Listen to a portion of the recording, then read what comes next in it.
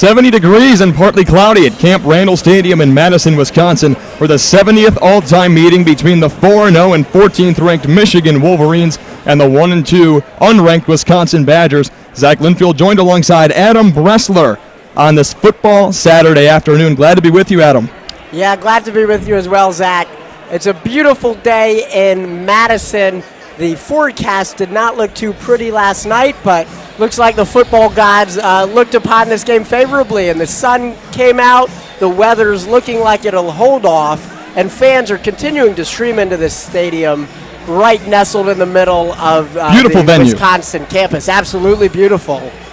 Michigan enters today unblemished in their record. However, 4-0 did not come easy after they struggled in the second half offensively against Rutgers last weekend, not scoring a single point and only earning one first down in that second half. Hassan Haskins found pay dirt twice for Michigan for a second straight week to keep them afloat in the 20-13 win, but Adam, it did not come easy. Absolutely.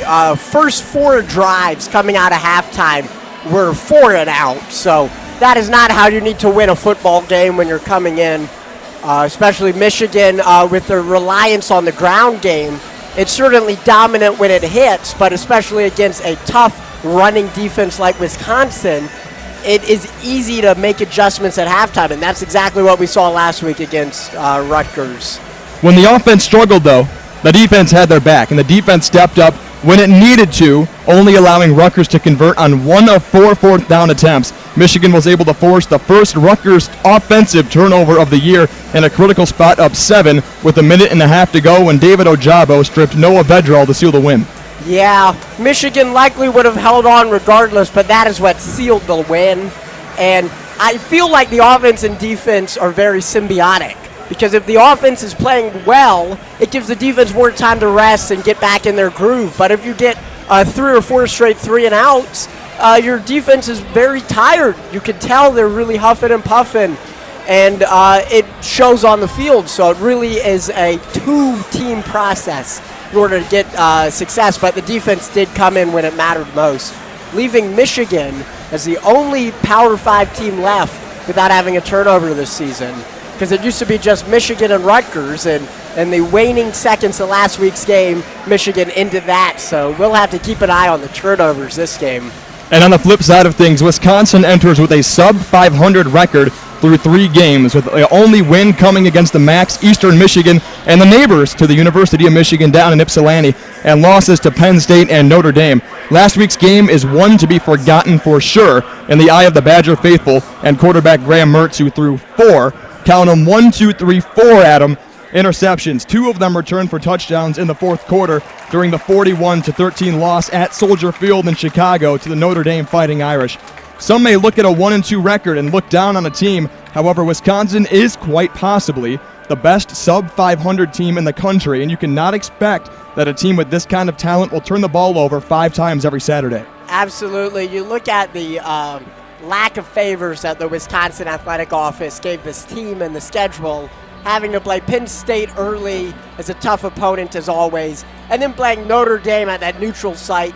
I feel the final score does not give the Badgers much justice, because people forget Wisconsin was leading in the fourth quarter, and they gave up 31 unanswered points. And granted, a lot of those came on defensive turnovers. And in the final 2 minutes. Exactly. So I feel like the box score does not do this team justice, because sure, the Fighting Irish were certainly the better team entering that game and coming out of it, but not as much as a 41-13 score would lead you to believe. Wisconsin does sport the best run defense in the country through their 3 games. Statistically speaking, today's matchup features the number 1 rushing offense in the Big Ten and the number 1 rushing defense in not only the conference, but in the nation as well. The Badgers and defensive coordinator Jim Leonard only allow 1.01 yards per carry.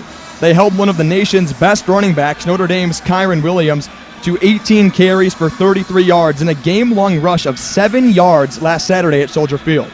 Absolutely, and Michigan is going to be pretty scared reading that stat line. Michigan fans probably listening are shaking in their boots, because Michigan, as I said earlier, they live and die by the run game. You see they have 2 really top 10 running backs in the country, and Haskins and Corum.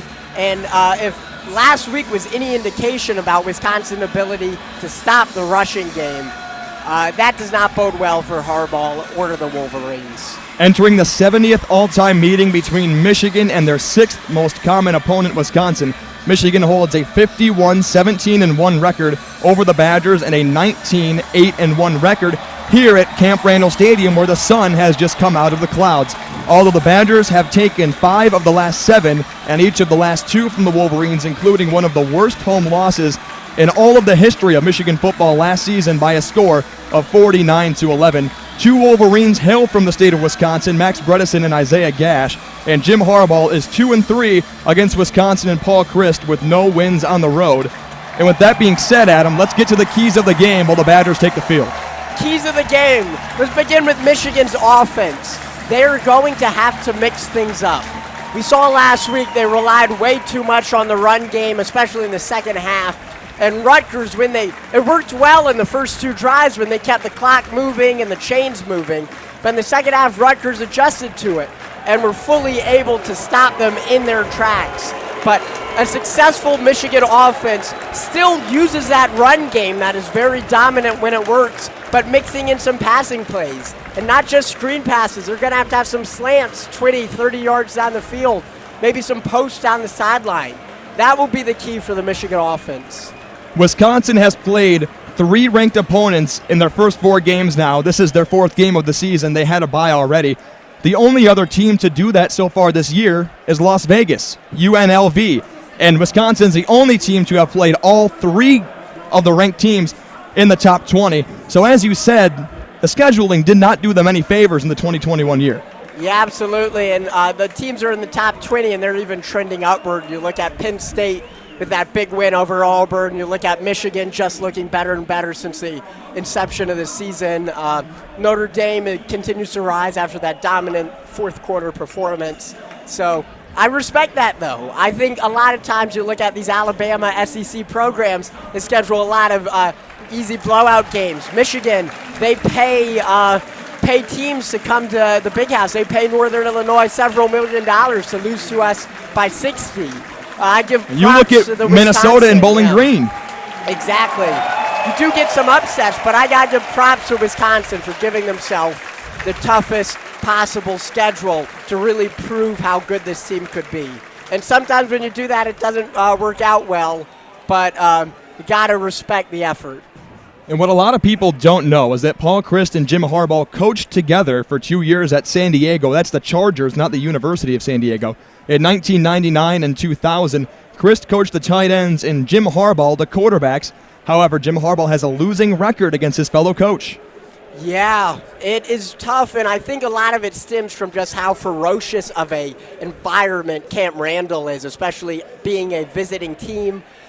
Dare I say, probably a top 5 toughest home field advantages. The Big Ten owns a couple of them. Football, yeah. You look at Penn State. You look at the Big House even, the Horseshoe, but Camp Randall has to be at the top, even compared to some SEC opponents. And looking at the Rose Bowl or the Coliseum, this is probably even a tougher environment.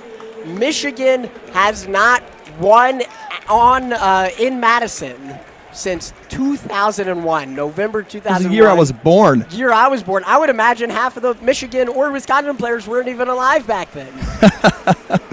Well, the captains for both squads, Wisconsin has Feyen Hicks, Jack Sanborn, and Jake Ferguson. Michigan, Andrew Vastardis, Aiden Hutchinson, Josh Ross, and the injured Ronnie Bell. Michigan comes out in the white jerseys and blue numerals, but the blue pants and the famous wing helmets. This is the first time that the Wolverines have ever sported the white jerseys and the blue pants. It's a good look. It is a good look. It really makes them pop. This is a nationally televised game. I'm sure the folks at Fox Sports are really loving having these two eye-catching uniforms face off. You got the blue and white and the red and white. Can't ask for better viewing experience. Wisconsin reps their cherry red tops with the white numerals, the white pants with the double red stripe, and their classic white helmet with the Wisconsin W and its very own 2 stripes. 2 of the more classic programs going at it in Madison. Michigan at 4-0. Wisconsin at 1-2. We're just about set for kickoff. here in Madison on Adam. This is a beautiful football Saturday, it turns out. Oh, absolutely. The football gods really look favorably upon this one. Forecast not looking too great, but right at kickoff, the stadium's beginning to fill up. The sun is coming out. The clouds are departing. And just like that, the Wisconsin special teams will line up to kick off to the Wolverines. And I'll tell you what, the crowd's going to fill up. And I'm excited for between the third and fourth quarter.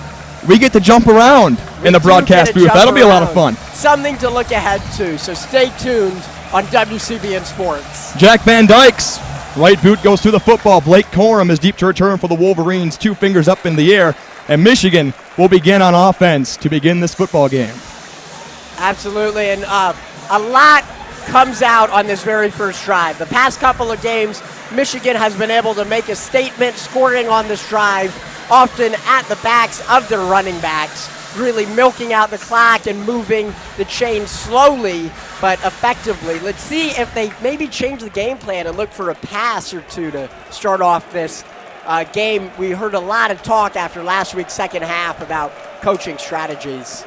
Wisconsin with a couple of defensive substitutions already. McNamara in the shotgun. Hassan Haskins is the running back. McNamara drops to throw. Looking across the middle for Dalen Baldwin. It's complete, and he dropped it as he hit the ground. He was wide open, but just couldn't hang on to it. Cornelius Johnson had 2 or 3 feet up 30 yards beyond the 50-yard line. I'm surprised they did not look out there, and I think this might be emblematic of Michigan's passing game so far this season. That was the issue last week. Cade McNamara short-armed a couple of throws, left it behind his receivers, left it low. He enters in the pistol again. 1 tight end to the left, 2 receivers split right. Dalen Baldwin now in motion. Here's the running game. Handoff Hassan Haskins. He almost broke a tackle. He's down past the 30 to the 31-yard line. That'll bring up a third down, and we'll call it 4 yards to go from their own 32-yard line at the left hash. Michigan goes straight to the line of scrimmage in a NASCAR tempo. 1 up back to the left side. 2 split receivers. Hassan Haskins is the running back. McNamara rolls out, throws to the right side. It's complete to Mikey Sainristil, and he's thrown down at the 35. It'll be a close spot. It's going to be 4th down. Half a yard to go. Does Michigan keep the offense on the field now? It looks like they're going to. This is gutsy play call from Jim Harbaugh, but just the aggressiveness they need if they want to win this game on the road. You want to come into Madison and make a statement. This is how you do it right here. 4th down and about a foot to go. McNamara's in the shotgun. He has Hassan Haskins to his left hip. 2 receivers to the left. 1 tight end right side now in motion. Comes Sainristil towards the right. McNamara will get the snap. Hassan Haskins dives forward towards the 37-yard line for a Michigan first down. He went right over the top of the defensive line, and a good push from the Michigan offensive line gave him the boost. Yes, only needed half a yard. He got close to 3. But that is a strong sign for this Michigan offense. Starting off with a 3 and out is not the way you want to go. It's more of a continuity with the second half of that Rutgers game. Now they have a chance to get some points on the board. 2 receivers split to each side. It's a pitch to Blake Corum, who enters the game for the first time. He gets to the 40 towards the 42-yard line before he's eventually pushed out by Jack Sanborn. We circled his name on the roster, Adam. He's very, very talented, averages about a sack a game. And Sanborn, playing his linebacker position, was highlighted by the Michigan offense this week. Absolutely, and Michigan has done a decent job avoiding the sacks, but I think partially that just comes from their run game plan. It's tough to sack. He hasn't been sacked this year. Oh, yeah. So let's see if we'll keep it up, but I wouldn't be surprised if that streak ends this afternoon. Bunch receivers to the right. Corum in motion to the left. A throw to the left side. McNamara short-armed it again. It was intended for Cornelius Johnson, who is open. It's incomplete. It'll be 3rd down and 6 yards to go for the Wolverine offense. Feyen Hicks, the talented corner, was in coverage for the Badgers. And with that, that is the 2nd incompletion of the game already. And 1 for 3 passing-wise from Cade. But it certainly raises some questions after last week when we saw similar struggles. 3rd down, 6 yards to go for the Wolverines. Empty backfield for McNamara. 3 receivers to the left, 2 tight ends to the right. Schoonmaker and All are both in 3-point stances. McNamara claps his hands, gets the snap. Looks left, got to step up in the pocket, got to get the ball away. It's complete to Schoonmaker to the 46-yard line. Man, Adam, it's going to be close again. It's fourth down and 1 yard. Depends on the spot. It'll be 1 yard at the most, possibly even less. Now you know they'll keep the offense on the field. Yeah, you got to. If you did it the first try, you're just wasting clock if you don't go for it again. Just a yard or two shy from the 50. So a punt.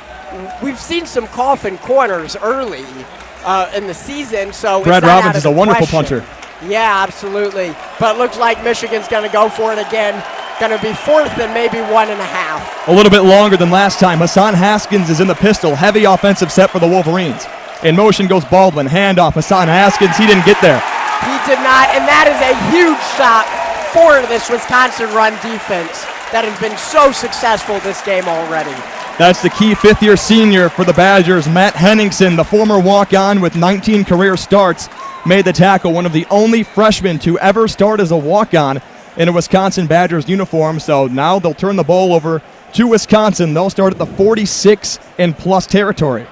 Yeah, that is not the drive that Jim Harbaugh or the rest of the Wolverines were hoping to begin with. I really love their play calling, but at the end of the day, if Cade isn't able to make those passes, he had 2 men wide open on 2 passing plays, each of which would have been 15 or 20 yards down the field, and just the errant passes make it very difficult, if not impossible, to move these chains down the field. Wisconsin's a team that returned 8 starters from the 2020 season in which they appeared in the Rose Bowl. They lost 3 starters on offense, lost 3 starters on defense, but like I said, returned 8 on both sides. But Graham Mertz so far has been inefficient so far, to say the least. Last week's game against Notre Dame, 18 for 41, 240 yards. He threw 1 touchdown, but 4 interceptions and a fumble is not going to get it done in Wisconsin. Yeah, 5 turnovers. Michigan hasn't really relied on the turnovers defensive-wise. They got that one in the garbage time at the end of the game last. Not quite garbage time, but it sealed the game. Clutch time. Clutch time. How about that? And then they got a big pick against Northern Illinois. But outside of that, their turnover game hasn't been very strong. That's not how this defense operates. It's more of a Patricia-esque bend but not break type of defense. But let's see. Maybe it's it takes 2 to tango. So if you got a quarterback who is prone to turning it over, it helps with the defensive turnover stats. Paul Christ acts as the offensive coordinator, the Badgers head coach, but the co-offensive coordinator and the run game coordinator is Joe Rudolph. We'll take a quick look at the Wisconsin starting lineup on offense. From left to right across the offensive line, number 65. And I'll tell you what, Adam, this is a big offensive line. I think this is more of what Wisconsin's known for, is the power football, big linemen, push, and not much pull. But Tyler Beach will start at left tackle. Josh Seltzner will be the left guard. Joe Tippmann at center. Jack Nelson, right guard. Logan Bruss at right tackle. Kendrick Pryor and Danny Davis will be the main receivers. Graham Mertz, the quarterback. Ches Malusi, the transfer from Clemson. He'll start running back. Jake Ferguson is the tight end from right here in Madison, Wisconsin. We'll see a lot of Jack Eschenbach as well. Ches Malusi does start as the deep back behind Graham Mertz, who's under center. I'm keeping my eye on one guy and one guy only, and that is Aiden Hutchinson lining up on the far side of the line right now. He's got a one-on-one with the right tackle. It's a pitch out to the left side. It's Malusi. He'll get back to the 45. He'll push his way towards the 43-yard line. It's a gang tackle. Chris Hinton and Chris Jenkins both duoed in on the tackle to make first contact. 3 yards on the play, 2nd down and 7. That really speaks to Hutchinson's fear factor on the turf. He was the only guy on the right side of the line, and even despite that, Wisconsin opted to go to the left. That is how much they fear Aiden Hutchinson. 1 tight end to the left side for Wisconsin. 2 receivers to the right side. In this formation during film, this is pretty much all run for the Badgers, and here it is. Malusi to the right side, cuts it up. David Ojabo makes the tackle towards the 41-yard line. It'll be 3rd down and 5 yards to go for Wisconsin. This is very promising so far for the Wolverines offense, but we've seen last week and 2 weeks ago and 3 weeks ago a tendency to hold them tight on the first 2 downs and then surrender just enough for the pylon on 3rd. It's going to be tough to see if they can do it, because 1 first down is going to put them in field goal range, and a couple more will find them in the end zone. Ojabo had that last tackle. The junior from Aberdeen, Scotland, 6'5", 250 pounds. Put in a lot of work in the offseason, had a really interesting story. about missing the season last year with COVID, and it looks like Paul Christ is going to take his first time out. That is an interesting move, especially being at home. We've seen on the road some teams, due to the environment, having to take timeouts early. But to have a home team take it with 10 minutes, 43 seconds remaining in the first, a bit of a head scratcher. And they didn't really make any substitutions either. It was just timeout. They couldn't get their play set. Yeah. Graham Mertz was heading under center, but there was about 5 seconds on the play clock. That would have cost him 5 yards. It would have been 3rd down and 10. Michigan's defense would have had to dare Graham Mertz to throw the football.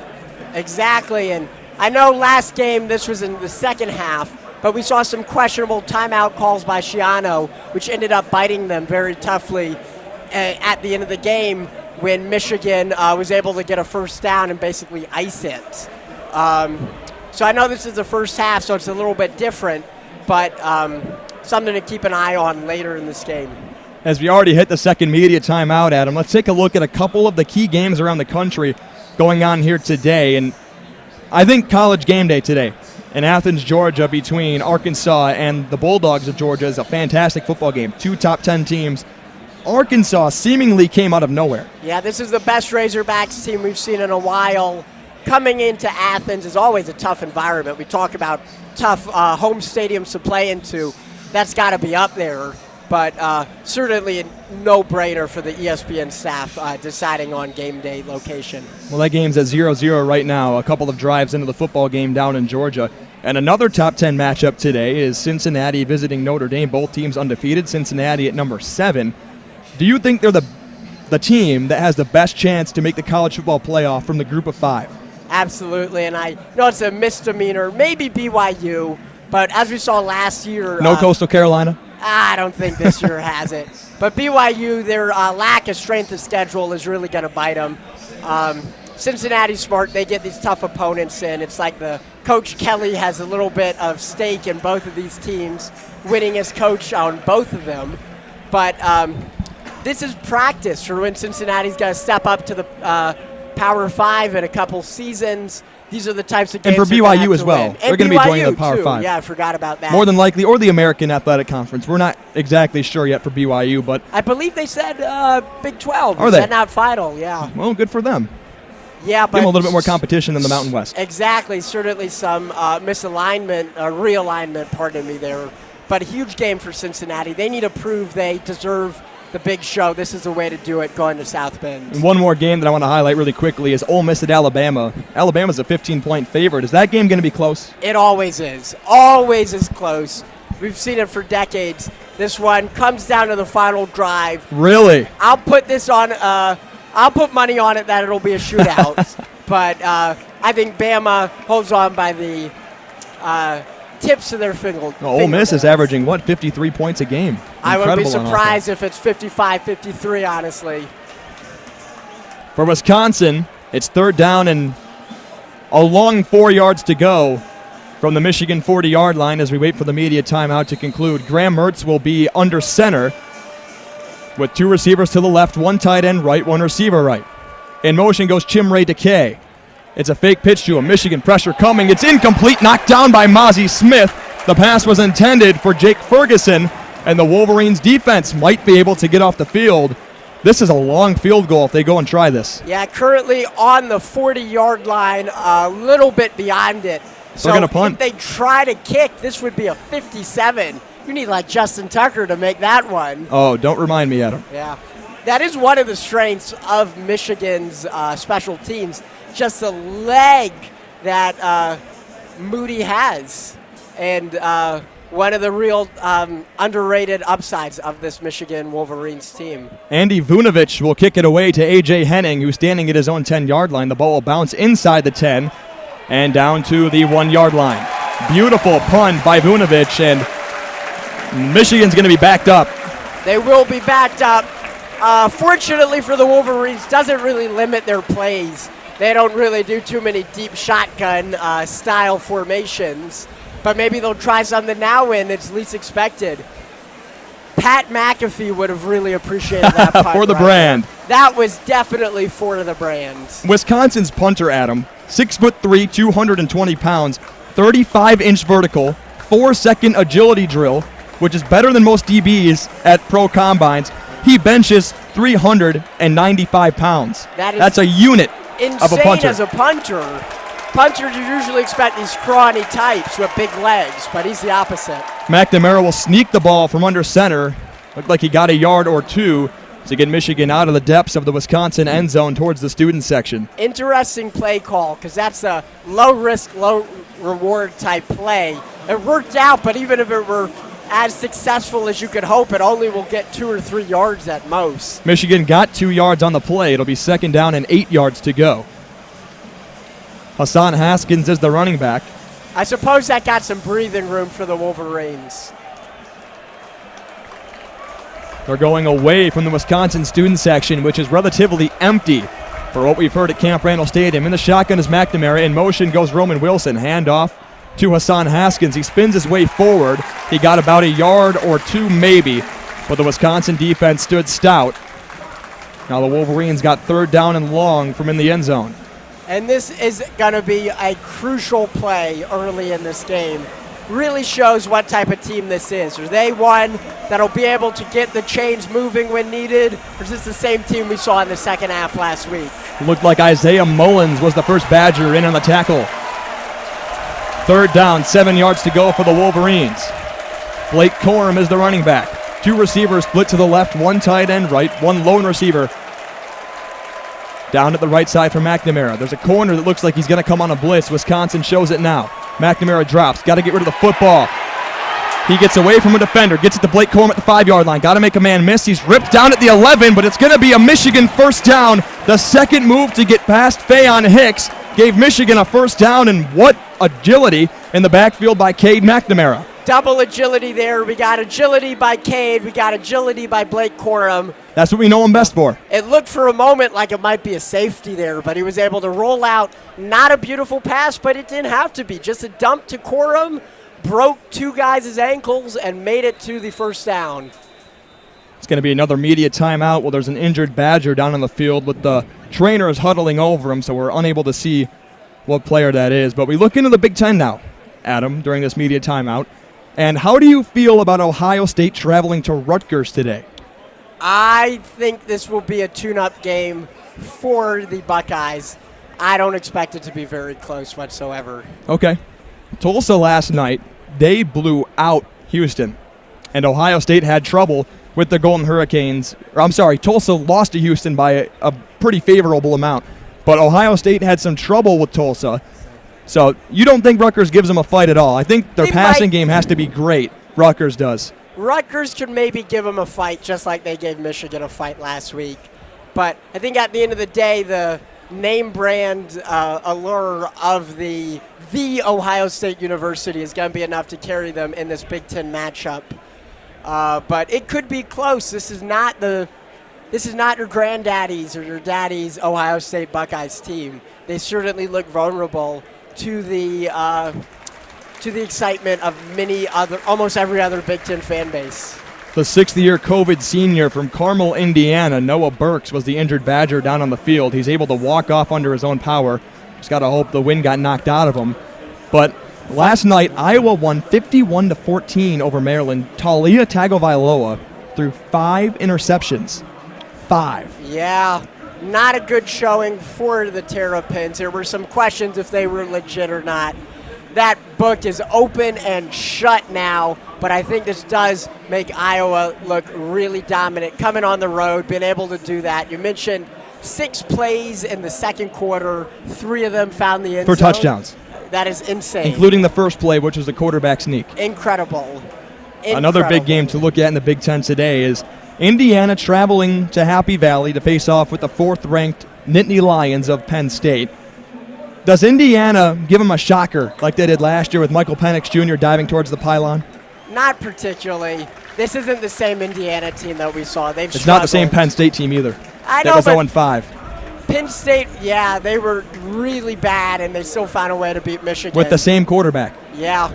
Yeah, I think Sean Clifford's a very talented quarterback. It's really tough because last season we saw Indiana and Northwestern look dominant in that COVID season. We saw Michigan and Penn State look very vulnerable, and the tides have turned. I guess fans being in the crowd really makes a big difference. Well, Michigan will have the football, first down and 10. 0-0 ball game, 8:45 to go in the first quarter. Two tight ends to the right, two receivers to the left. McNamara will throw, looking for Cornelius Johnson. It's incomplete. McNamara was hit and knocked down on the play, but short arming again. Well behind his intended receiver, Johnson, and coverage was Caesar Williams. It almost seems like he's a little bit trigger shy. He's so scared of throwing the interception. He is overcompensating and throwing well behind his receiver. And we've seen it isn't unique to today. We saw it last week against Rutgers. Heck, we even saw it 2 weeks ago against Northern Illinois, where they weren't even passing too often, but when they did, saw similar hesitancy. McNamara claps his hands, gets the snap, stepping up in the pocket, looking down the sideline for Cornelius Johnson. It's incomplete. In coverage again, Caesar Williams, second straight time. McNamara's tried to go deep to Cornelius Johnson. I know, and Johnson took a little bit of an odd step there. I don't know what the route was, but he stepped in, and the throw was thrown out. If he would have stepped out, that likely would have been complete. The throw was much tighter to the sideline than Cornelius Johnson was. He was towards the numbers. Third down and 10 yards to go. Michigan does not want to be in these kind of situations. Two receivers to the left, and up back and a receiver to the right. Blake Corum is the running back to the left hip of McNamara. Wisconsin shows blitz off the edge. Play clock down to 1. McNamara got to get the snap. He gets it. Leans in, wants to throw, looks for Eric All. He's to the 15-yard line, got to cut it up the field. He's not close to the first down. It's a gain of 5 yards on the third down play. Leo Chanel made the tackle for the Badgers.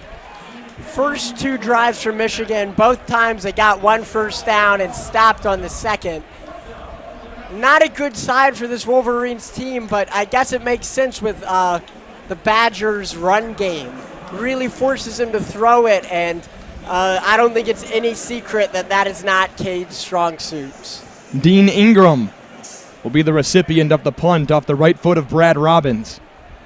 His heels are at his own 2-yard line. Rush coming from Wisconsin. The ball is away, past the 50-yard line. Ingram now calls for a fair catch at the 34. So this is much better defensive field position for the Wolverines that they started on last time compared to plus territory for the Badgers. Yeah, first, this is the second drive of the game, but this will be the first drive Wisconsin begins in their own territory.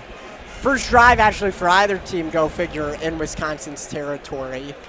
But we will have to see if Michigan's defense is able to keep the momentum up, especially on run defenses. They were holding them to only a yard or two, not getting a stop or anything, but it's a manageable play call. First time we've seen a fullback in the game. That's John Chanel, brother of Leo Chanel on the defense. Mertz turns, fakes the handoff. Pressure coming from Chris Jenkins.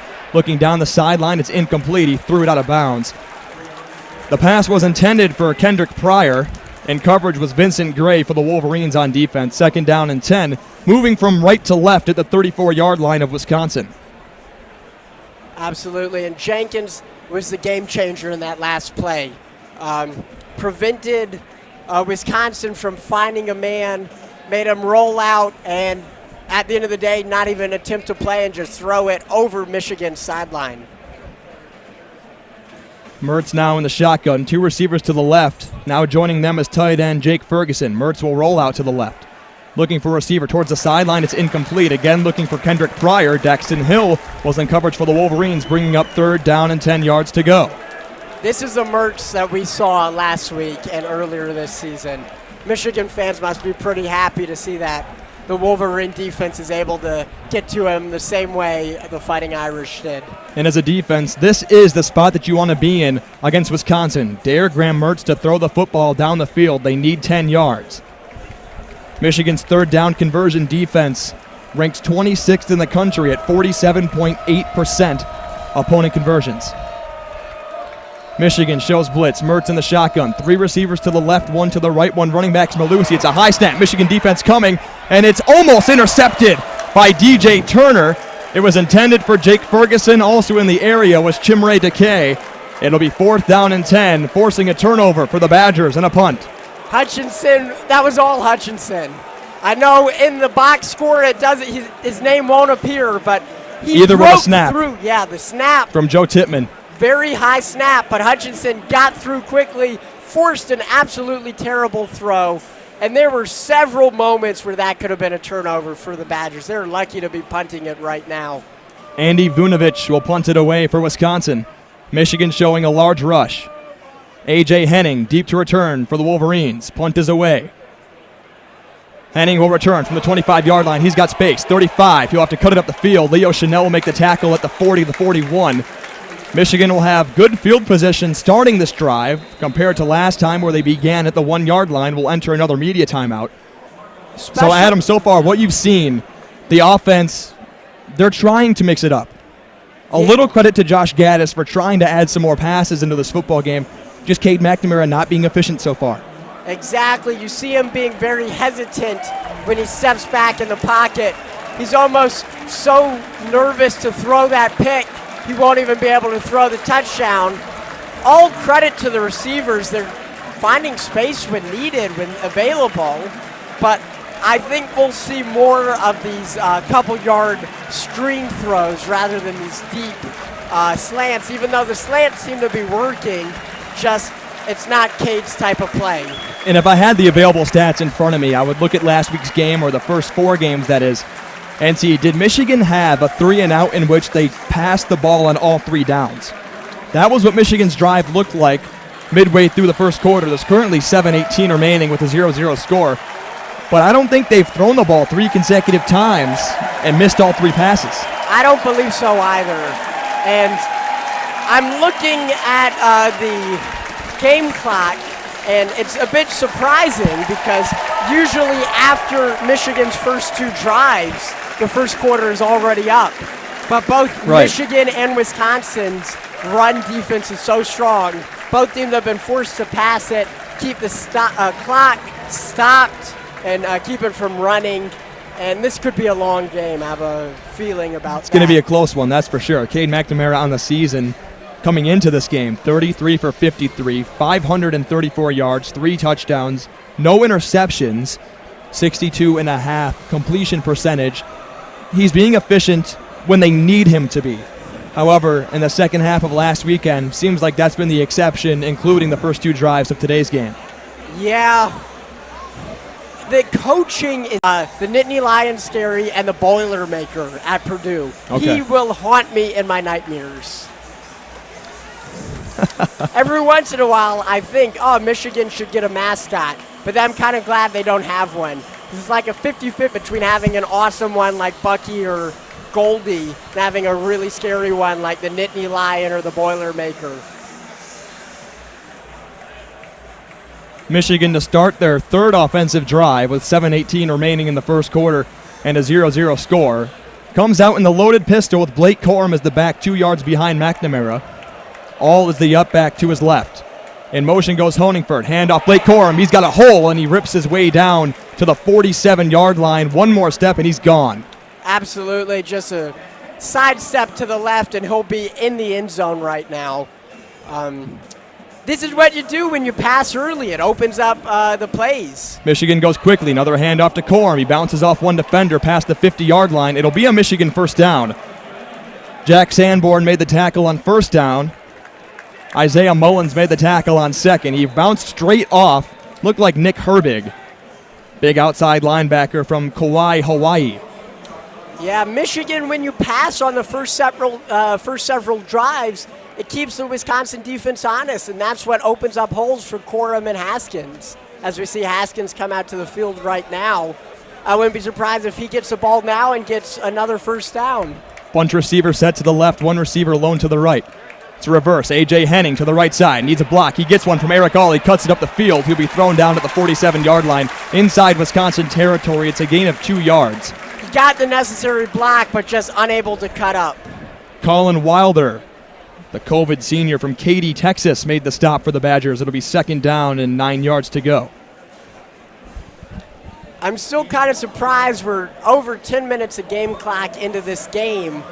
A bit under 10 minutes of game clock. Still a lot of vacant seats, especially in the student section. It feels like an electric environment, but it's not a full house yet so far. Michigan going away from the Wisconsin student section. Loaded pistol again, one tight end to the right. 2 receivers split out to the left, Johnson and Wilson. McNamara will drop to throw. Plenty of time. Looking down the sideline for Donovan Edwards, and he dropped it at the 25. He was wide open. I'm curious to see if maybe Wisconsin got a finger on it. It would have been close. But that's the type of play you want to have back. Maybe a little bit more of a zippy pass could have avoided that. Let me see on the Jumbotron if he ended up tipping it or if it was just a drop A bit ball. underthrown. Colin Wilder was in coverage for the Badgers. I think he might have gotten a finger on it, which would have ultimately changed it. But he would have gotten down to the 10 at least. Would have been a gain of 25, 30 yards. 5 minutes, 30 seconds to go. 0-0 score in Madison, Wisconsin at Camp Randall Stadium. 3rd down, 9 yards to go. Michigan has 3 receivers split to the left. Now there's a penalty flag. I think they're going to get Trevor Keegan for a false start. Yeah. You can see that up from here. The crowd goes wild when that happens. This is a subtle effect of playing on the road in Camp Randall. And this 5 yards is crucial. It turns a 3rd and 9 to a 3rd and 14. It changes the whole playbook. You got to throw deep. At least last play, you could have potentially ran it, hoped to get 8 or 9. We saw some plays able to do that earlier this drive. But if you try and run it on 3rd and 14, you're just surrendering the ball.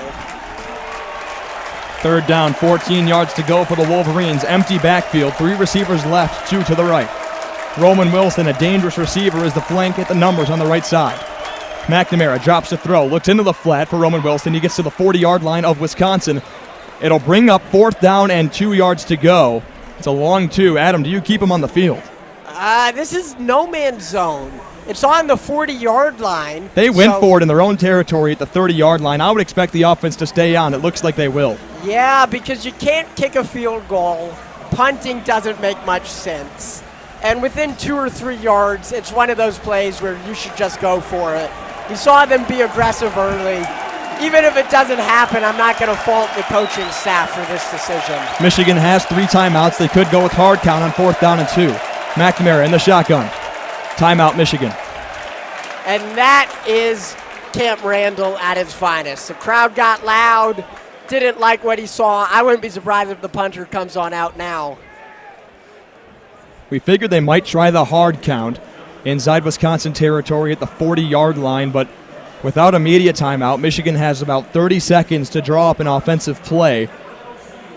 And do you go back to the ground here? Blake Corum had a couple of very good carries to start off this drive, and they went away from him. They haven't done, we've seen a lot of this early in the season, is these 1 or 2 yard screen passes. Besides that Blake Corum first down, we haven't really seen any so far yet today. Now might be the time to pull that out of the playbook. It's a big defensive opportunity for Wisconsin to get off the field for the 2nd straight time on 4th down. Michigan 0 for 1 so far on this down. The offense is coming back with Haskins in the backfield.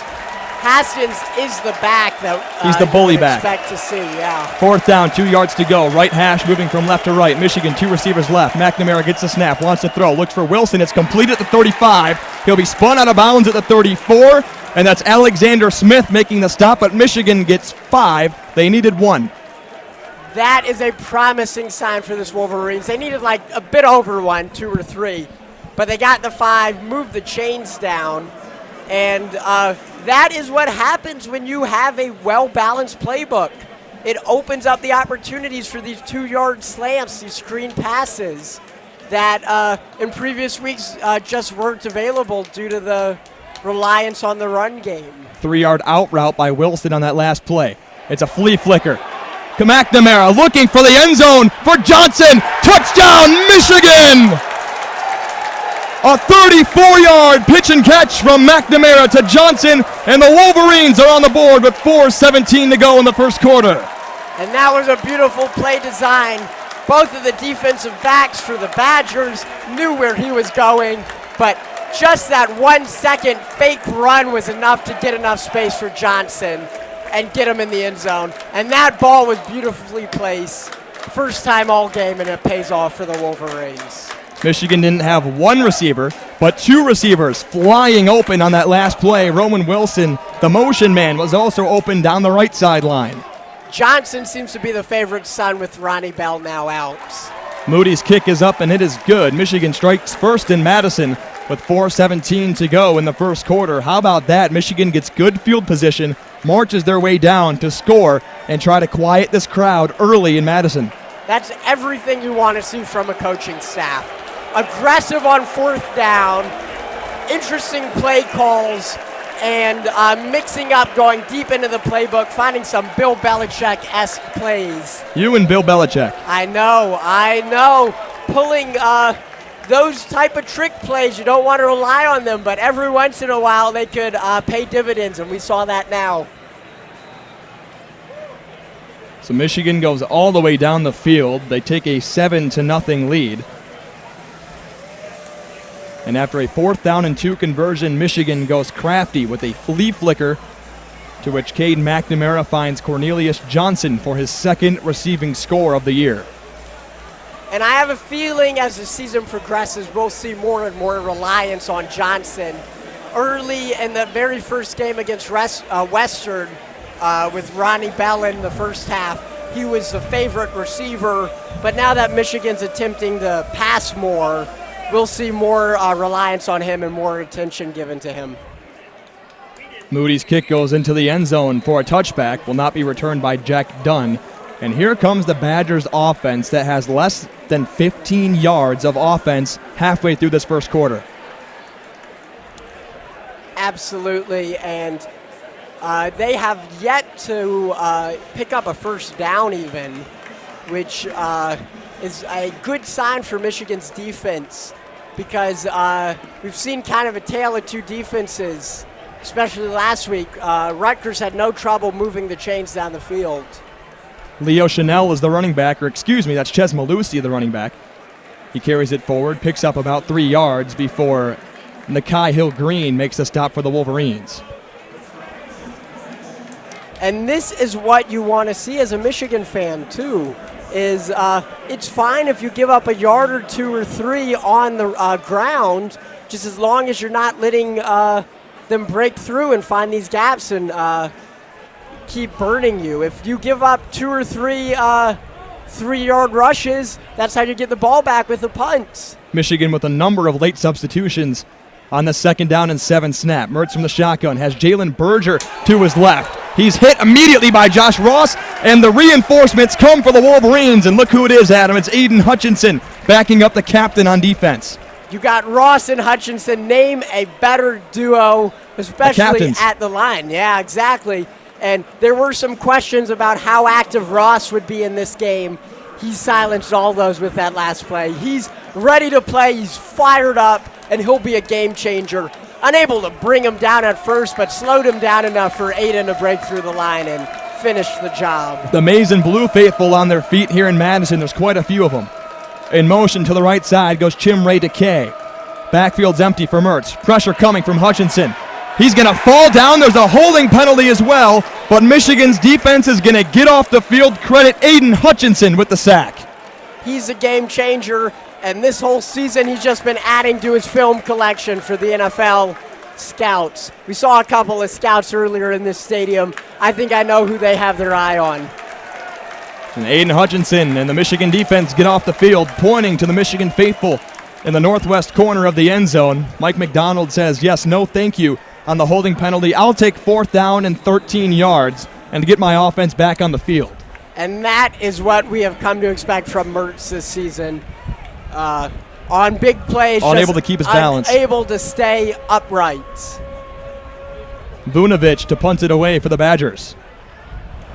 Kick is a little spiral down inside the 40. It takes a good hop.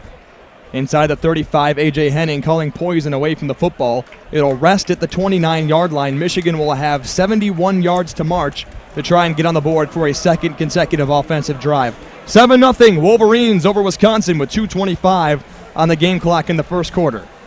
And we have yet to see a Wisconsin first down this game. And playing at home, that is not a good sign. This Wisconsin team has some question marks because they are under 500 at the moment. And a lot of people, a lot of analysts, a lot of fans are asking, is this team legit, or are they actually bad, or is it just the effects of the opponents? I think this game might have a big effect on that. McNamara gets the snap. Delayed handoff to Blake Corum. Little shifty move. Finds his way to the 32-yard line.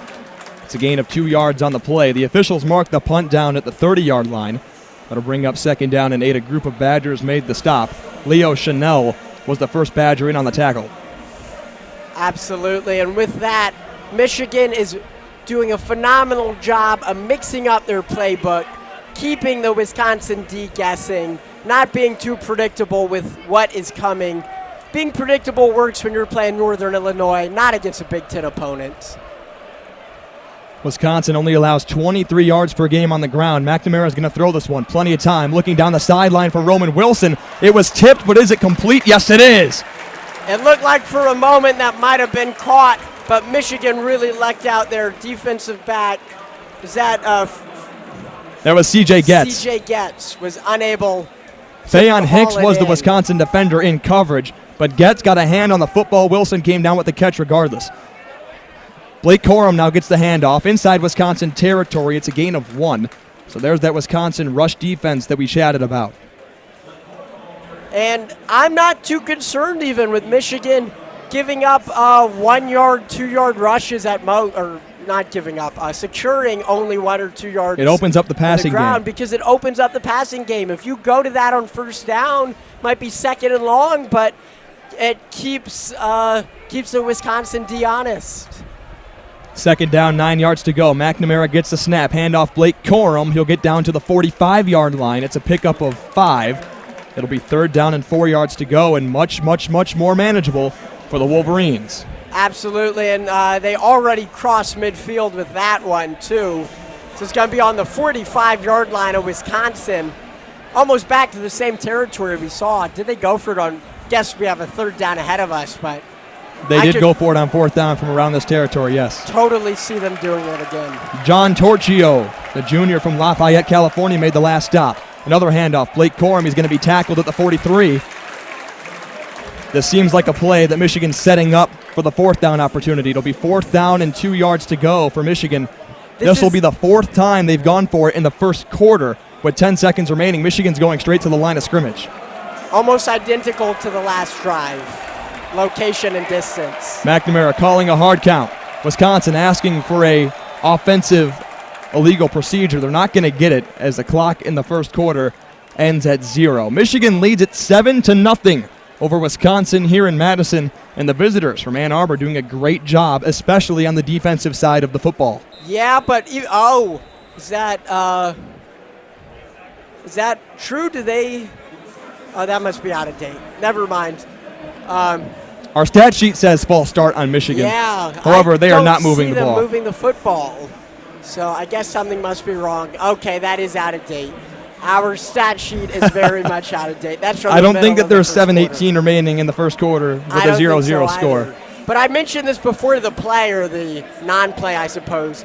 It is almost identical to what we saw in the last drive. They had the ball on the 42-yard line, with the yard to gain being the 40. 4th down, and Michigan went for it and got 5. Now they have it on the 43, and 2 yards to go. It's 4th down. I wouldn't be surprised if they go for it again. This is no man's zone. You can't really punt it, can't go for a field goal. If it's short enough, you just got to be risky. No risk it, no biscuit. Exactly. That's your phrase you're living off of, huh? I know. In other words, across the country, Georgia leads Arkansas 14-0 midway through the first quarter. Wake Forest, now ranked for the first time in quite some time, is up 3-0 against the visitors from Louisville. However, back to the Big Ten conversation. Right now, there's just a couple of teams that seemed like they were going to be that team this year. They have not been. Wisconsin, we thought was going to be a great football team. We knew Iowa was going to be good.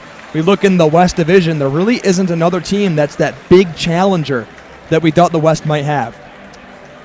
Yeah, we knew Iowa was going to be good. There were some rumblings about Minnesota, especially after how well they played against Ohio State, Northwestern, but I don't think many people thought Nebraska would be great, but no one really thought they'd be this bad or as bad as they have been.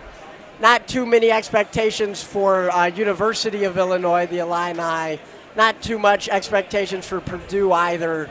So it really, warranted or not, the expectations for contender in the West fell on Wisconsin, and so far it looks like they have been unable to match.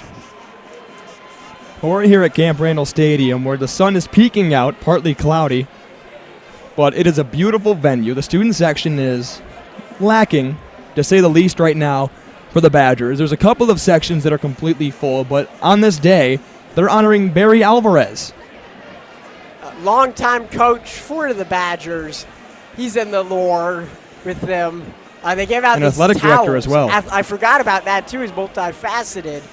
They gave out these towels with his face on it too. So, and their footballs also have the same logo on it. And last night, starting in the 2022 football season, it will now be Barry Alvarez Field at Camp Randall Stadium. It'll be the first time that their field has ever been named after a coach, athletic director, or player. That is fascinating because you see some of that in college football, but not too often. But if there is any guy for Wisconsin, it's either Alvarez or J.J. Watt, and I guess they went with Alvarez. Maybe Russell Wilson too, but he is certainly an institution at this institution of Wisconsin. Michigan, to begin the second quarter, brings out the punt team and Brad Robbins on 4th down and 2. Michigan has a recent history of faking punts, and it starts with the up man, number 23, Mike Barrett. He's 1 for 1 in his career passing, but he's 2 for 2 on getting first downs as a rusher. In motion comes Caden Colasar across the formation. Barrett calling out the signals. Robbins awaits. And they're really going to milk this down. 8 seconds on the game time clock, the snap count. 4th down and 2. It looks like Michigan's going to take a delay of game and back themselves up a little bit. Probably a good call. They were aggressive, trying to sneak out an extra possession, but the Badgers weren't biting on that one. Looked like Brad Robbins wasn't even ready to receive a punt or the snap from the long snapper, William Wagner. And with this, we'll be able to see the leg that Michigan has. I wouldn't be surprised if we see another coffin quarter like we saw earlier this season. Robbins kicks it away with the right boot. Dean Ingram awaits. Calls for a fair catch. The ball bounces off a Wisconsin player. We don't know who's got it yet. The ball's at the 5-yard line, but the ball bounced off a Wisconsin special teams player, and if Michigan has the football, they've got it. Michigan's got the football inside the 5. Wow, that is how a routine play turns tragic. That is the last thing you want to do if you're on the special teams, is get a punt to the leg and make it live. Guess who recovered the football? Hassan Haskins recovered the football for the Wolverines. I think we know who will be getting the game ball today.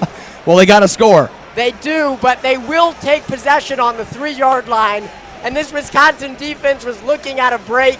They are back on the field, right on the door as Michigan is knocking. Michigan is knocking on the doorstep. 5-yard line. 1st down and goal to go after the punt deflects off a Wisconsin special teamser. And an error on the special teams for Wisconsin could loom large. Now the referees are blowing the whistle, may be under review. I wouldn't be surprised if they take a look, but that was a scrum, so I would be shocked to see it overturned because I doubt there's a clear angle at who finally held possession. There were, I think, all 22 players. Do you think they're reviewing if it did hit the Wisconsin player? It looked pretty obvious. It did look obvious, but I feel like that would be a little bit more logical to review. Okay, so they're showing it, and it looks like it hit him right in the chest. It absolutely does hit off the Wisconsin player. That was number 24. Hunter Wohler, on the backup safety. Yeah. And this is going to be And he went after the football anyway, and it looked like he had touched it again, which would then make the ball loose. Michigan still recovered. Exactly, because even if it didn't hit him initially, I think the perception it definitely hit him did. On the second time. Yeah, and let's see who hangs on to it. That's Joey Velasquez that looked like he ended up recovering the ball. Dual sport athlete, also starts for the baseball team. He does. That was one of the conditions of coming to Michigan, was having that opportunity. But He is showing his versatility on this football field just like he does on the baseball diamonds. It will be Michigan football after review. Michigan knocking on the doorstep going into the student section here in Madison. 7-0 lead, 14:50 to go in the second quarter. Michigan fans might have been disappointed Harbaugh didn't go for it, but they got an even better gift after that punt. They got all that in about 40 yards of field position. I'm curious what play. We've seen a lot of runs from this close, but this is a new Michigan team and a new Michigan playbook. It's a bunch set to the right. In motion goes Roman Wilson. Handoff. Hassan Haskins breaks it up inside the 3-yard line before he stood up by Wisconsin defenders. Leo Chanel's been having a fantastic game so far on the Wisconsin defensive side of the football. Exactly, and now that'll probably that is a rough spot. It looks like they'll only give him one. It looked like he got two or potentially even three with the forward progress. But so it'll be 2nd and 4, or 2nd and goal on the 4-yard line. And I wouldn't be surprised if they run that one back. Michigan technically has 3 different tight ends to the left side of the offensive set. Haskins gets the pitch. Got to cut it up the field. He's going to be tackled for a 3-yard loss. In on the stop was the safety, John Torchio. He shot right through the C gap and came up to tackle Hassan Haskins by the legs. And this really limits Michigan's playbook. If they would have just done a draw at the middle, you might see a sneak or another draw. But that high-risk, high-reward play forces Michigan to open up its passing section of the playbook. So it'll be 3rd down and goal from the 8-yard line for the Wolverines. Empty backfield. Now Blake Corum will join Cade McNamara. McNamara 4 yards behind the captain center, Andrew Vastardis. Claps his hands, gets the snap, looking right side. It's deflected, and it's incomplete. Michigan is lucky there it was only incomplete. That had the risk of possibly being intercepted. Likely seeing Moody come on out and kick this one through and make it a 10-point game. Mullins, the junior from Columbus, Ohio, got his mid up in the air and knocked it down. It'll be Jake Moody to attempt a short field goal for the Wolverines. Count it 25 yards. From the left hash, William Wagner, the snapper. Brad Robbins will hold. Jake Moody, 20 for 20 on extra points. The kick is up, and it is good. 5 for 6, now count it 6 for 7. He missed a 47-yarder against Rutgers, but Michigan takes a 10-0 lead with 13:17 to go in the second quarter. And that, you said extra points, that was practically an extra point. It was on the 6-yard line to begin. And Michigan, barely difficult for Moody. We've seen his leg. He could boot it. He has the genes of Justin Tucker. So you think he follows Quinn Nordine to the NFL? I wouldn't be surprised. You see programs like Michigan especially, a lot of their depth players find highlights in the NFL. You see long snappers, you see Michigan's punters and kickers and returners really excel. Rule of thumb is the NFL, they go to the SEC for the skill position guys, they go to the Big 12 for the linemen, and they go to the Big 10 for the quarterbacks and the special teams. Well, that's what it's all about, right? Having that third, technically, part of the team, special teams, offense, and defense. And the special teams has now provided Michigan with 3 extra points. You could count it 4 if you wanted to tab in the extra point on the first touchdown. But a 10-0 lead for Michigan with 13:17 to go here in the second quarter.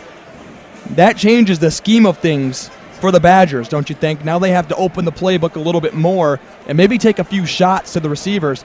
We've only seen a couple of targets towards Kendrick Pryor and Danny Davis, who are both 6-year seniors. Yeah, and that is certainly the weak aspect of Michigan's team, Michigan's defense, is their secondary. Obviously, they got Daxton Hill. And it's still a strong secondary. Yeah, it's a strong secondary, but compared to the line with Josh Ross and Hutchinson. The front seven's incredible. Yeah. So I would probably do that if I were Wisconsin right now. But I feel like that punt, muff punt, really took the wind out of the sails of the Badgers. And I think it took the wind out of the sails of both teams because Michigan unable to punch that one in when they took it on the 4-yard line. Just is tough. But they're lucky they got the points here to make it a 10-point ball game with 13-17 remaining in this first half. As we look at the past couple of weeks for the Wisconsin Badgers, they began at home against 19th ranked at the time. They're now ranked number 4. Penn State, they lost 16-10. Mertz missed a pass with no time remaining in the end zone that ended up losing them that game. He was 22 of 37 in that game, no touchdowns, but threw 2 interceptions. Ches Malusi made his debut, 121 yards rushing. Malusi's 121 yards in that game was the most in a Wisconsin Badgers running back debut since P.J. Hill, and he had 130 yards back in 2006. The 9th Wisconsin player in the modern era to top 100 yards in his Wisconsin debut. So Malusi played behind 2-time All-American Travis Etienne at Clemson, decides to come to Wisconsin, known as a power run-heavy team, and he's prospered so far a couple of weeks into the season. Absolutely. And Michigan needs this momentum to keep going. Up by 10 is certainly where you want to be, but still anyone's ball game with over a half left to play on the road. We saw last week, especially with the game in Soldier Field, just how quickly things could turn. Moody's kick goes into the end zone for a touchback into the script Wisconsin towards the student section. Here's the Michigan defense again that has yet to allow a Wisconsin first down. The front sevens played fantastically so far. The defensive backs have been solid. But the pressure is exactly where Michigan's been prospering so far in this football game. And you know where that stems from. It stems from number 97. Handoff, Jalen Berger right up the middle. He stood up by Nakai Hill-Green. Tackett is a gain of 2 yards on the play. It'll be 2nd down and 8. I am shocked that they're continuing to run this ball. It clearly isn't working. It hasn't worked the first 3 drives. And it's like that meme of that dog in the burning fire. And he's like, oh, this is fine. And he's just sitting there. You got to make some adjustments. That's where Michigan really struggled in the second half last week. Just the lack of adjustments and relying with what they knew. 2 receivers to the right, 1 up back. Now in motion to the left goes Ferguson. Another receiver to the left. Berger is the running back. Handoff to the left side of Berger. And big Mike Morris is right there and on the tackle for the Wolverines. A gain of 1 more yard. It'll be 3rd down and 7. What is going on? This is almost and now you're hearing the boos. Coaching. The Badgers fans are booing their own team. They even recognize this isn't the play call to beat the Wolverines. That phenomenal front 7 will beat you 7 days out of 7 days, 100 times out of 100 times. This isn't how you. There's vulnerabilities on the Wolverines defense, but that is not one of them. 3rd down, 7 yards to go. Jalen Berger, the back to the right of Mertz. In motion goes Ferguson. Now 2 receivers split to each side as Ferguson joins them. Mertz calling the signal. And let's see what's going to happen now. Is that going to be a call? Penalty flag. It'll be a delay of game. Oh, wow. So the Michigan faithful on their feet. They're just to the right of us in the press box. That'll bring up 3rd down and 12 yards to go for Wisconsin. And Jalen Berger, the running back, in with Graham Mertz right now. Oddly enough, Berger had 15 carries in every single game of 2020, and he began this year against Eastern Michigan with 15 carries, 87 yards, and a touchdown. Some weird obsession with 15 carries for Jalen Berger, a talented back from Newark, New Jersey. Mertz dropping the throw. He's going to be sacked by David Ojabo. And that is a big play. Another 3-and-out for the Badgers. This is not the game plan that they want to see. His 2nd sack of the season and 2nd sack of the last 2 weeks. He was the one that forced the fumble against Noah Vedral last weekend to seal the victory for the Wolverines over the Scarlet Knights. Absolutely, and that is the 4th 3-and-out all game already. And I don't believe they have positive yardage. I think with that last sack, they have negative yardage on offense. Vunovic to punt it away. A.J. Henning calls for a fair catch. He'll now grab it at the 46-yard line. Michigan will have good field position, only needs to go 54 yards to the house into the student section here in Madison. 10-0, Michigan leads, 10:45 remaining here in the second quarter. And this is exactly what Michigan wants to see. They are firing. They struggled at first, but they remained aggressive, and it's paying off now. The seeds they planted earlier, this team is firing on offense. They're firing on defense. And with 10 minutes, 45 seconds, they're going to get the ball back and have another shot to extend their lead even further. And I think a lot of people that may be listening to this network radio and on national television, they're not understanding that Wisconsin is a good football team. Their 1-2 record doesn't do justice of how much talent Paul Chryst has here in Madison. Their schedule has been difficult. Once they get to the easier portion of the schedule, they could continue to try and contend for the Big Ten West in their own division, but it won't help. They started off with 2 losses in the Big Ten if Michigan ends up going on to win this football game. Yeah, it would be tough, especially with how well Iowa's playing. If they lose this game, I think they seem like the they're out of clear-cut favorite right now. Yeah, but I'm looking at this game stats. Michigan has 6 first downs compared to Wisconsin 0. And then in terms of total yardage, Michigan has 125, which is very solid through a quarter and some change. Look at Wisconsin, they have -2. You see, they're not Insanity. even going for it on fourth down. Michigan is 2 for 3 on fourth down. Wisconsin is 0 for 0. And you could technically count it as 3 of 4 on fourth down. Yeah. With the muffed punt. I guess so. And then passing-wise, Michigan 89 yards. Wisconsin 0 for 4 passing. Rushing, they have 8 rushing attempts. The Badgers have -2 yards. Michigan has 15 for 36. So not much better, but at least it's positive. Wisconsin's rush defense is currently ranked number 1 in the country, and if the game were to end right now, it'd probably stay that way. Wisconsin's rush defense only allows 23 yards per game and 1.01 yards per carry. Michigan, through a quarter and some change, has 36 rushing yards. It's not great, but it's still defying the odds against a team that's known for their running defense. I know. It is fascinating play call. We saw some pass attempts earlier, which made sense. They didn't work out. Michigan's defense was pretty tight, but since that first 2 drives, we haven't seen any passing attempts, and it's worked exactly as you'd expect. Michigan got negative yards since then. Since that first drive, where they got 6 positive yards, Wisconsin offense has yet to even move the ball forward. Michigan starts their offensive drive from their own 45-yard line. 10:45 to go in the second quarter, 10-0 Michigan. Haskins is the back in the pistol behind McNamara. In motion goes Wilson. McNamara will drop to throw. Great protection looking down the sideline. This is for Cornelius Johnson, and it'll be bounced up into the air and incomplete. That had the chance to be picked off by Wisconsin. Number 21 in the secondary. Caesar Williams. Caesar Williams, he is beating himself up. He knew that was his best shot to maybe turn the tide. Gotta love the aggressiveness from Cade. Pretty good pass, just tight coverage on defense. Chevron formation, 4 receivers to the left side for the Wolverines. Donovan Edwards is the running back. He now splits out to the right, so the backfield is empty. Hicks was in coverage of Johnson, one-on-one on that last play. McNamara will throw. Looks across the middle for Roman Wilson. The ball was tipped and incomplete. And now Michigan's in a bit of a hole. It's 3rd and 10. I doubt they run it, but this might be a 3-and-out drive.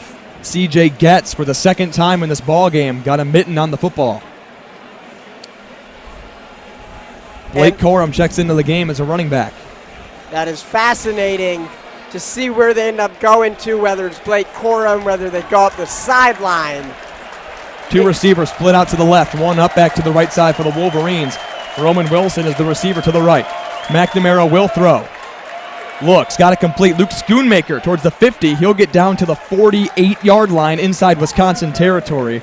Gonna be 4th and 3, it looks like. And this is another tough decision. Looks like they'll bring the punt team out.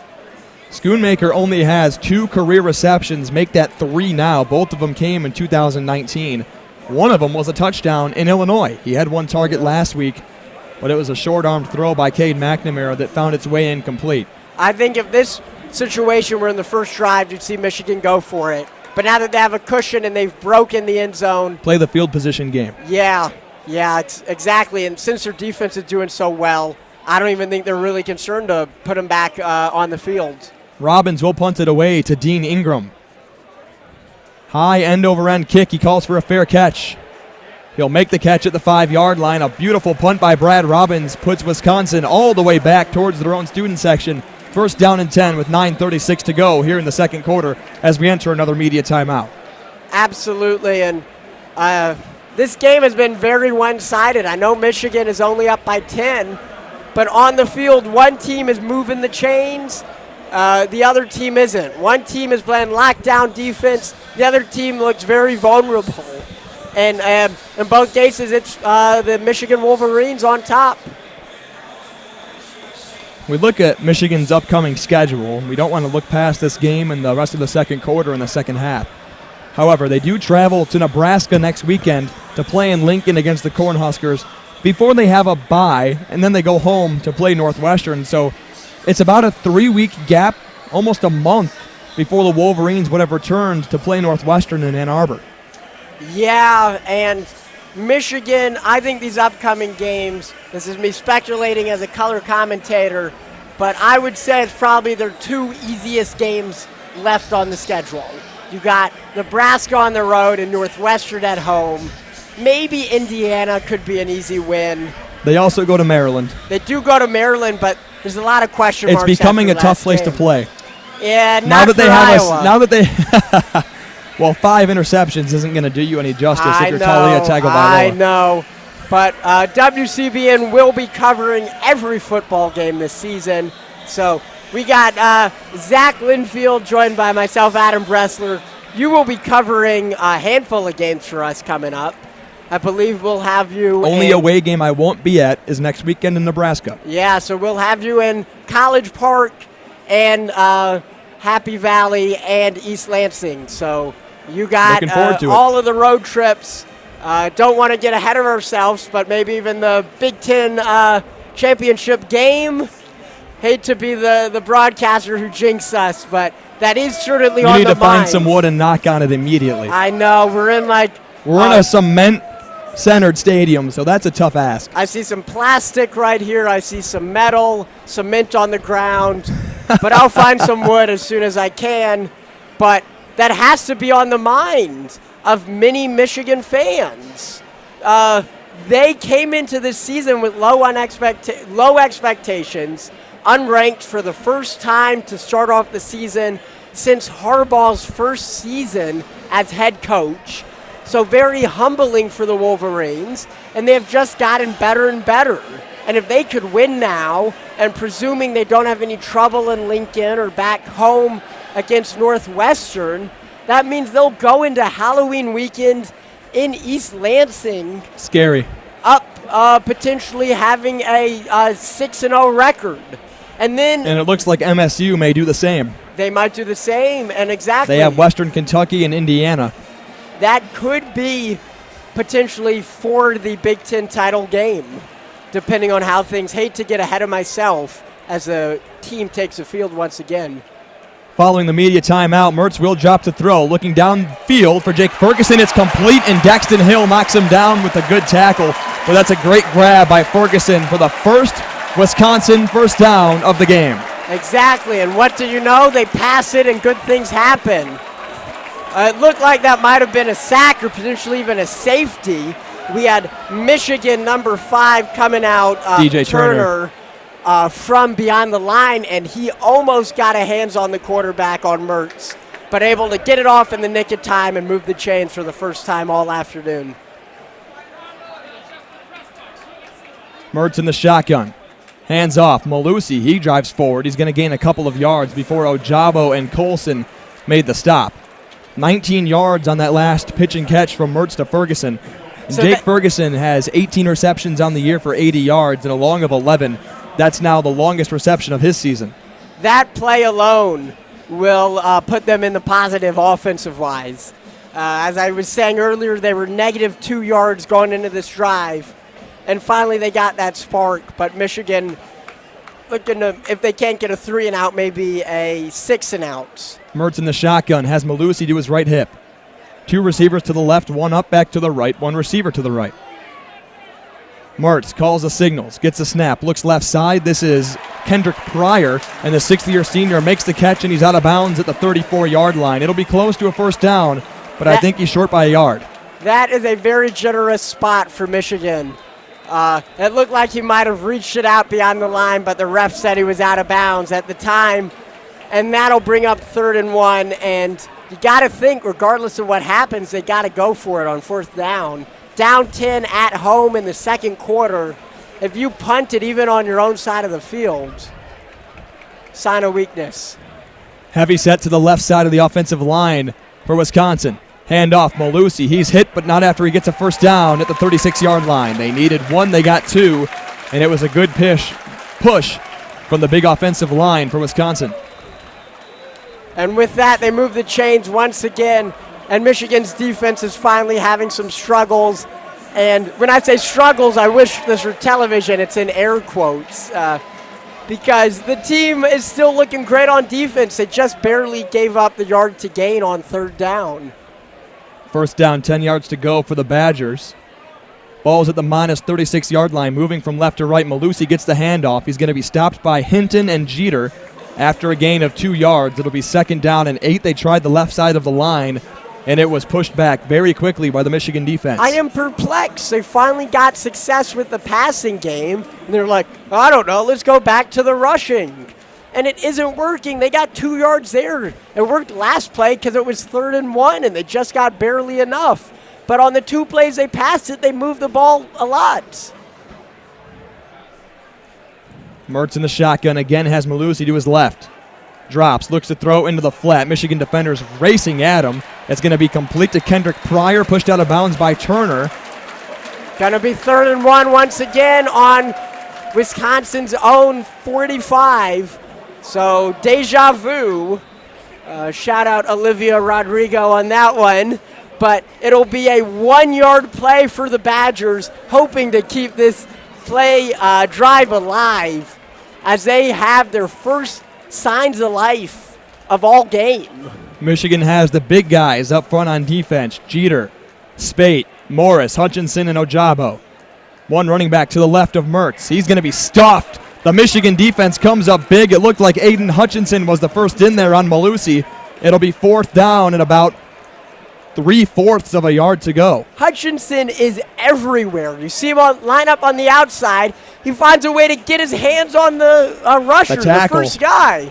It is incredible, and that is the type of plays you want to see from a future NFL player, a future NFL defensive lineman. John Chanel, the big fullback from Grantsburg, Wisconsin, is in the game. Mertz under center. Malusi's the deep back. Hand off to the fullback. He's going to get the first down to the 47-yard line. Moten and Smith made the tackle for the Wolverines, but not after they got 2. Yeah, and we're seeing the rush game work, but only when there's like a yard or 2 to go. So with that, they moved the chains for the 2nd time all afternoon. It took 4 this time, though, 4 plays to do it.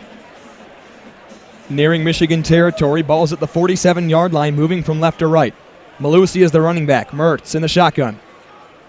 Calls the signals, fakes the handoff. Rush coming from Michigan, throws to the flat to Kendrick Pryor. It's complete for another Wisconsin first down to the 40-yard line. Hutchinson came with the rush. He was just short of Mertz, and he threw him to the ground. But it's a good pickup for Wisconsin. Mark it as a gain of 13 yards inside Michigan territory, earning it for the first time. 3 first downs on this drive for the Badgers. I'm looking at this, and if I could point this out, surely someone on the Wisconsin sideline can. 6 rushing yards total for 12 attempts. That's half a yard per attempt. What is going on? Mertz dropping the pass. Pressure coming from the Michigan defense. He completes the pass to Ferguson. Josh Ross will make the tackle down towards the 31-yard line. Pressure came hard again from the Michigan defense, unable to get to Mertz. They got a hand or 2 on him, but he didn't fall down this time. It'll be 2nd down and 1 yard to go after the 9-yard completion. to Jake Ferguson. He has 1 reception in each of his first 37 career games played. That's a record at Wisconsin, tying a record now with Lee Evans for 38 consecutive games. Lee Evans did that from 1999 to 2003. Mertz under center on the second down and inches snap.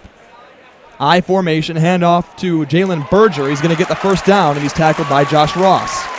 And he got way more than the first down. He got almost 6 yards, it looks like. Correction, that's the first carry of the game for Braylon Allen, the freshman from Fond du Lac, Wisconsin. And this is the first signs of life for Wisconsin's offense, and might be some signs of concern for Michigan fans. This is Wisconsin football. Play action and run down your throat. 3:30 remaining in the second quarter. Mertz under center. In motion goes Chimray Decay. Play action. Mertz looking into the flat. It's incomplete. His intended receiver was Ches Malusi, the running back, out of the backfield. It'll be second down and 10 yards to go. Ojabo was all over him, forced an errant throw, just had to dump it off well beyond the sideline. Pressure has been there on this drive for the Michigan defense, just unable to get to Mertz so far. Yeah, even the completions were split seconds away of being sacks. And that does speak volumes about Michigan's front seven, but not about their defensive backs. Mertz was 18 for 41 last Saturday against Notre Dame, looking a bit better here on this drive. He drops the throw, looking for the end zone. That's for Danny Davis, the third. It's incomplete. Turner was in coverage. That'll bring up third down and 10. And we Crowd got a booing. lot of boos. Looked like that might have been a flag. Nothing called, however. A bit of contact, but the Zebras kept the laundry in their pockets. Danny Davis is 20th in career reception yards at Wisconsin with 1,357. Lots of contact on both sides. Whoever's controlling the scoreboard really wants to rally the fans. They're showing this play again and again. Third down and 10 yards to go. 3 receivers to the left, 1 to the right. Malusi's the back. Mertz with pressure coming, looks for a screen. He's got to complete to Malusi. The tackle's going to be made by Turner, but it'll be fourth down and 2 yards to go. Do you keep your offense on the field, or do you take the points and go down one possession? That's what they're going to do. You got to take the points. If it were 14-0, I'd keep the offense on the field. But make it a one-possession game with 3 minutes remaining in the first half. Just got to take the points you could get, and that's a key play. It looked like Hutchinson was close to getting another sack. We were talking about the pressure, and that would have forced him out of field goal range, too. 33-yard attempt for Colin Larsh. 5 for 7 on the year for field goals. 100% on extra points. The kick is up, and it is good. So Wisconsin gets on the board with 2:32 remaining in the second half. 10-3 lead for the Wolverines. And with that, Michigan's offense is going to come back, have a little bit of a 2-minute drill ahead of them. 2 minutes, 32 seconds, so 2.5-minute drill as they will take the return. This is where we might see some aggressive play calling, where they try out some stuff we have not yet seen all season. The speed and space concept that we've heard about for a couple of years. I know. That's become a meme among Michigan fans. But now would be the time to do it, if ever. We saw some really successful, a very successful drive at the end of the first half last week. Unable to punch it in, however, but brought it down to the 2-yard line. We could see something similar this drive, too. So Wisconsin, after allowing 41 unanswered points in the last 2 weeks, has now gotten on the board to cut the Michigan lead to 7. 10-3 lead for the Wolverines with 2:32 remaining here in the second quarter. But the aggressive play calling, getting that speed and space on this last drive potentially of the first half, will be the key to get Michigan 2 possessions ahead going into halftime. Yeah, that field goal. Michigan's defense still looked very good, but not as shut out, lights out as they were in the first couple of drives. Finally gave up some 3 points to make it a 7-point game. If Michigan, even if they could just get any points, make this 2 possessions, that would be a win in my book. But ideally, obviously, to make this a 17-3 game would be what Michigan wants to do. Well, we come up on halftime. It's a reminder that it's Barry Alvarez Celebration Day. And Adam, I know you know a couple of things about Barry. Yes, I do. He, longtime Wisconsin coach. You mentioned how he is the athletic director, and he is a legend among the Big Ten. He is a legend among the state of Wisconsin sports. In college football, coaches have a tendency to really build these legends in a way that NFL coaches really can't. NFL coaches, you have a couple bad seasons, you're gone. College coaches, if you're successful, you have a job for life. His name is up there with the Bo Schembechlers, with the Sabins, with the Coach O even. He'll be up there when he eventually retires. Obviously, yeah. With the Coach Kelly, too. Is it too early to put in his name in that conversation? Maybe, yeah, but he loves Wisconsin, and Wisconsin loves him back. So after that last Wisconsin drive, 15 plays, 78 yards, results in 3 points. Kicking off for the Badgers is Jack Van Dyke. To return is Blake Corum. Line drive kick, and it will go out of bounds, giving Michigan great field position to begin this drive. And that is interesting to see, because we saw a kickoff return for a touchdown last week surrendered by the Badgers. So I wonder if they're almost too cautious now, because if Notre Dame could do it, you're definitely sure Blake Corum could find a way. And with that, they'll start on the 35. 35, thank you very much. And that gives them great. They only need 2 or 3 first downs to get into field goal range, especially with Moody's leg. Plenty of time remaining here in the second quarter to get down the field. One receiver to the left, bunch set to the right. Haskins is the running back. It's a handoff to Haskins. He cuts up the field. He gets a hole, and he finds his way down to the 43-yard line. One Badger got a hand on his leg, tripped him up. If it weren't for that, he'd be gone by now. Burks, who was hurt earlier in the first quarter, made the stop. Second down and a long 2 yards to go. Haskins again is the running back. 3 receivers to the right. Schoonmaker is in the backfield in the loaded pistol. Motion for Joel Honingford. Handoff. Hassan Haskins makes a cut to the 45. Finds his way almost to the 50-yard line before the tackle was finally made by Wilder. So it's going to be 1:55 remaining. A pause in the clock as they move the yardage down further. It looks like they're going to say he was down a little bit sooner than he was, so not quite across the 50. But with that, Michigan does have 2 timeouts remaining. Season long for Jake Moody is 52 yards. Michigan 1 yard away from Wisconsin territory. McNamara looking down the sideline. One-on-one coverage for Cornelius Johnson. The ball's up in the air, and it's knocked away by Feyen Hicks. No flag on that either. That was probably similar to the last one, too, if they didn't call it there. Doubt to see it here, but that is an effective timeout practically. 1:26 remaining on Michigan's own 49, so practically at midfield. How much do you think they'd like to give Moody? How much of a cushion? You think ideally on the 35? I'd say you could feel safe-ish on the 35-yard line. Going into the student section makes it a little bit tougher. McNamara to throw towards the sideline, complete to Roman Wilson. Inside Badger territory to the 47-yard line. Cut the second down play in half. It'll be 3rd down and 5 from the right hash. And this is a crucial play for the Wolverines. If you don't get a first down here, that might even bring up contention for Wisconsin to get a punch or 2 in. 1:22 remaining. It's going to be 3rd and 6 on Wisconsin's 47. Pretty much prompting a throw from McNamara on 3rd down and 5. Corum is the running back. 2 receivers split to each side. Wilson in motion.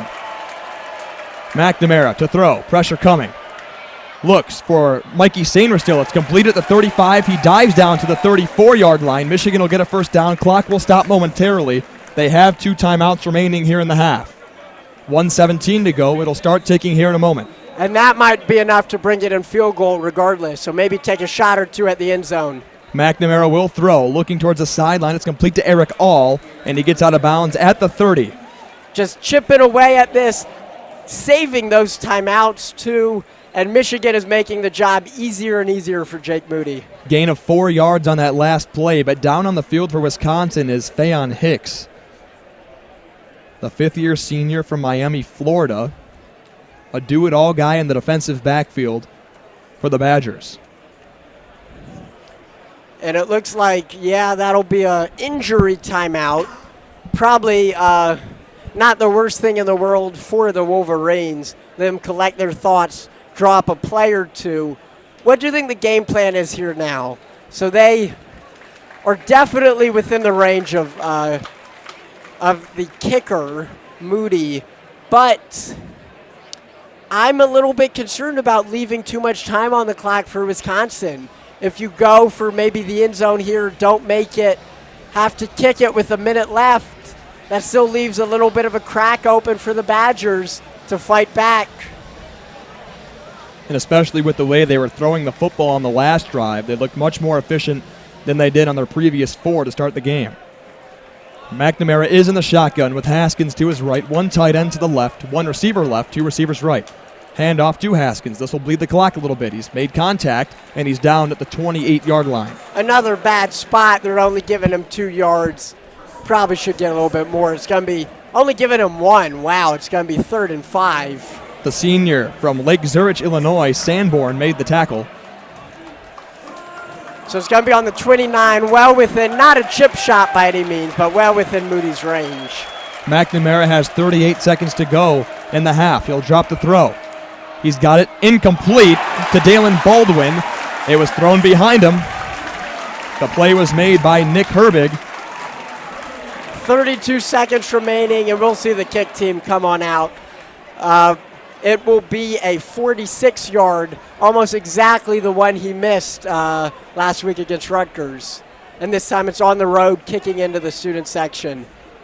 Student section has the Barry Alvarez rally towel swirling in the far end zone. About a 47-yard attempt for Jake Moody. As long on the year as 52. The kick is up. Has the leg. And it is good. Wow. Michigan goes up by 2, likely in halftime. 27 seconds left. Goes up by 2 possessions, pardon me. Up by 10 points. 13-3. Do you see any moves made by Wisconsin with 27 seconds and 2 timeouts left? No. And I'm going to say that because Michigan's defensive backfield will probably fall off a little bit. They'll back up in more of a prevent stature, especially if Moody can put this ball through the end zone for the touchback. In Wisconsin, you feel good about where your offense was after that last drive. And you come out in the second half, you'll begin with the football, and that'll be a good way to segue yourself into the second half with some kind of offensive momentum, because Michigan's defense was bullied for about 3/4 of that last drive before that second down and 10 throw that could have been called for pass interference in the end zone. Exactly. And I think you just need to collect yourselves. Down by 10 isn't ideal, especially at home against Michigan, but it's manageable. So going at halftime, recollect yourself, and then chip squib by Michigan. Loose ball. The ball is loose. It's on the ground. Who has it? With 25 seconds to go, Michigan signaling that they have the football. They always do. Let's see what the refs have to say, though. That would be huge with the 2 timeouts remaining and 25 seconds left. Looks like Wisconsin's got it. That could have been torturous, yeah. On those squib kicks, you usually don't expect to see that, but every once in a while. Skylar Bell covered up the football for the Badgers, and with 25 seconds to go and 2 timeouts, they bring in the fullback, and usually when a fullback is in the football game, that doesn't mean that they're going to take a shot down the field. Yeah, exactly. So I wouldn't be surprised if we see victory formation. Oh, they're in the I set. Got 1 man outside, see if maybe they'll go deep. Surprised Michigan just isn't playing a prevent. It's a handoff right up the middle. It's a good gain past the 40-yard line towards the 45. They gonna use a timeout or just let it run down? Looks like they'll Badgers take will use a timeout. timeout. It was Braylon Allen on the carry, his second of the ball game. Gain of 9 on the play. It'll be second down and a yard to go. Some inefficient tackling by the Michigan defense allowed a second opportunity with a burst of speed from Allen. Yep. Stay tuned at halftime. We'll provide some analysis of the first half, look ahead to the second half and beyond. Going to be switching up the broadcast crew. It's been a real pleasure from Zach Linfield and Adam Bressler. Absolutely. But we got Charlie Brigham and Amir Bektas taking over for us for this electric second half for Michigan. Bearing some unusual circumstance, will go in 13-3 into the locker rooms. Media timeout, or called timeout, ends up. It's Wisconsin maybe looking to take a shot, have 4 receivers on the outside. Mertz is in the shotgun. 1 timeout remaining for the Badgers. Mertz will drop the throw, looking down the field. It's going to be caught by Chimray Decay. And the Michigan defense falters with 30 seconds to go in the first half. And we'll likely see maybe 1 shot at the end zone even if they can get the ball back. No, they will take their final timeout. Likely chip this one in. It's on the 18-yard line, pardon me. So if any indication before, this will be a chip shot from Wisconsin, making it a 7-point game once again. It was a touchdown-saving tackle from DJ Turner. The Wisconsin wanted a pass interference penalty on earlier in the ball game in this quarter. That was a good ball by Graham Mertz, put it right on the dot of Chimray Decay. And the sophomore from Waukesha, Wisconsin, in North High School makes his second reception on the day. And that is huge for the Badgers. They will be getting the ball back after halftime. So they will have a chance to tie it up potentially after the first possession, assuming this kick goes in. 36 yards from Mertz to Decay. And the wind is picking up, so something to keep an eye on as they prepare to kick. Mertz empty in the shotgun, looking towards the corner of the end zone. Dax Hill was in coverage. It is caught for a Wisconsin touchdown. And that is the worst case Chimray scenario. Decay. The Badgers are back in this. Started with 25 seconds, just barely hung on to the kickoff, marched down the field, and 4 plays later they find the end zone. Assuming this extra point goes in, it's a 3-point ball game with 7 seconds remaining in the half.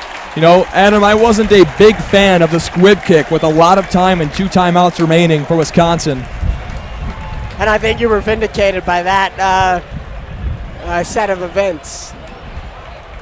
Colin Larsh to put the extra point through the uprights with 7 seconds remaining on the game clock in the half. With that touchdown, Wisconsin now has more passing yards than Michigan.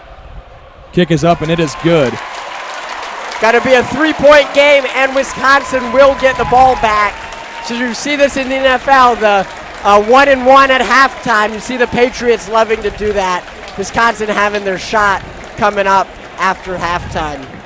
All of a sudden, Chimray Decay explodes for the Wisconsin Badgers. That's all you can really say is wow. Michigan does have 2 timeouts left, but I doubt they try anything with 7 seconds remaining. Unless they run this one back, but honestly, I could see just a squib now kick. Is where you would squib kick it. Yeah, with 7 seconds. 25 and 2 timeouts is still enough time, as we just saw. But that is not a good sign for Michigan fans. After that kick, you were very comfortable going into halftime and just unable to make it stick. So now you ask yourself the question is, should you have run the football on 3rd down instead of throwing it across the middle to Dalen Baldwin? That's what I was wondering as well. And you force a Wisconsin timeout. I mentioned earlier, that they were potentially leaving too much time on the clock, and that is exactly what happened. Jack Van Dyke will kick it away to Blake Corum. Do you think Corum runs it out or just... With the wind blowing more towards the end zone, they're going to squib kick this one. It'll bounce off a couple of Michigan players, and Chris Jenkins will eventually fall on it. 6 seconds remaining. I foresee victory formation just taking them into the locker room.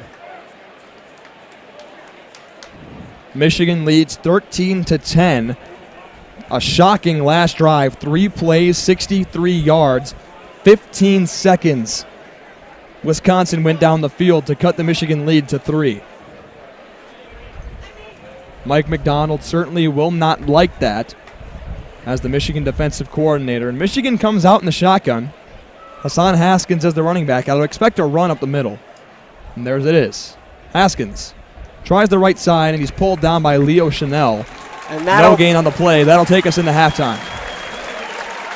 So going into halftime, Michigan leads by 3, much closer than it was looking all game.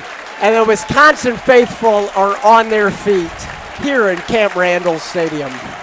Certainly a much better second quarter played by the Badgers. Michigan won the first quarter. Wisconsin wins the second. Michigan outscored the Badgers 7-0 in the first. Wisconsin outscored Michigan 10-6 in the second. And you're not going to win a game off field goals. You are not. That is where we saw the struggles. Michigan had 2 very promising drives, and they settled on field goals. And at the moment, it could be up 21-10 versus 13-10. So I know it's easy to play that game, but it is a game changer. It's a difference maker.